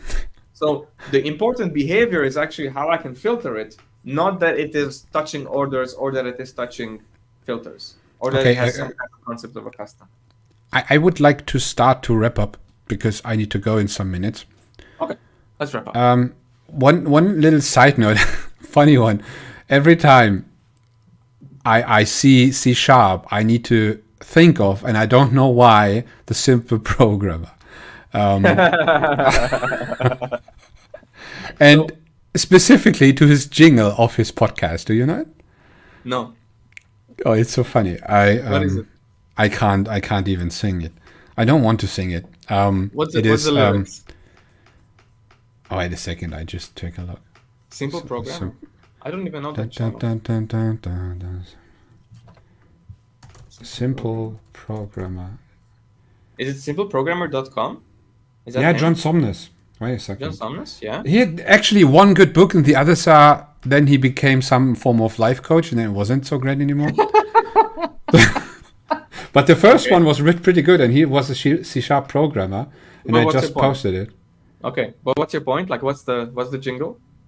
because he's always talking about C# and how elegant it is, and you just said elegant objects, some classes or something like that, Yeah, and that's this, and I totally Elegant triggered Object is a again. book. Elegant Object is a book by Igor Bogayenko where he explores like fundamental object-oriented principles. Where he says, okay, no getters and setters. Like, don't name things manager of something. Don't name things service. Don't name things controller. But create classes around the things that encapsulate behavior, and to talk about the collaborators. Which is, you said you would put the discount in a class, not the it escapes me what it was. Not the calculator. I would call it. I would put the discount in a class. That is a concept from elegant objects, right? This idea that you should name things what they are, that you have a file system reader or a file system iterator or a directory list, not a file system manager that can do a million things. They should name it My for what code it is often read like a story. Yes. It's very, very telling. So that you name things by what they are, by what they represent, not Or by what they what do. dependencies they own. Not by what dependencies The good thing is, just as a little side anecdote, just simple function now. A function that returns discount, right, is like get discount or calculate discount, something like that. And if you do it right, and you know that this is actually the pattern, you know that this function is not doing anything else. Honest function, single responsibility, right? And this is a very important pattern, because I often see something, especially in React, like handle change on a function, right? Yeah. This is, it is part of the React documentation, but it's not good code. But This those is are delegates. The problem is in languages like PHP and Java, it is discouraged to have function delegates, right? So naked functions. Namespace file, just a function. In TypeScript, we do this all the time. In React, actually, this became normal. If those of you who have been with me from the React journey from the beginning, when React was released, we had classes for everything, and it was a nightmare because all you needed was simple function delegates. There's nothing worse than creating a class, and it's a method, and the name of the method is in the class, and then you have a that's handle stupid. Yeah. or execute. These are commands. These are called commands. Commands serve a very particular purpose. You have a specific execute interface so that the thing calling the command doesn't need to know what command it is. But if the outside code depends on the type of command, then it doesn't make sense. Okay, I still need to go. Okay.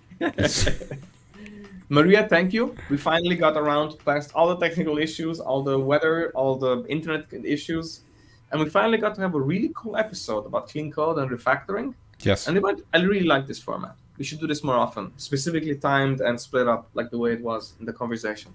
Thank you so much for preparing it.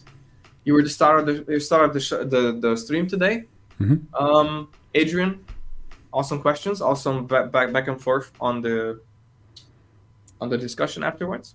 And thank you all for all of our live viewers for being with us, participating in chat. Balaj, Anjana, Luke. Yeah, signing off. Adrian, any last words? No. Okay. I just wish you all a great weekend. And let's take a look. What we have? What do we have on next Wednesday? We are meeting with Sander Hugendorn. Sander Hugendorn, yeah. About getting unstuck, CTO strategies. CTO topic again.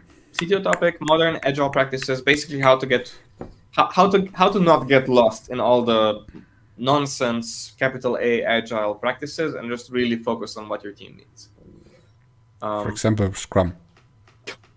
I think we'll mention Scrum more than a few times, and extreme programming. So that's next Wednesday. Looking forward. Have a lovely weekend. I'll close the stream. I'll run some music. Adrian, thank you so much. Audience. Thanks a lot. Goodbye, everyone. Have a nice weekend. Goodbye then. Ciao.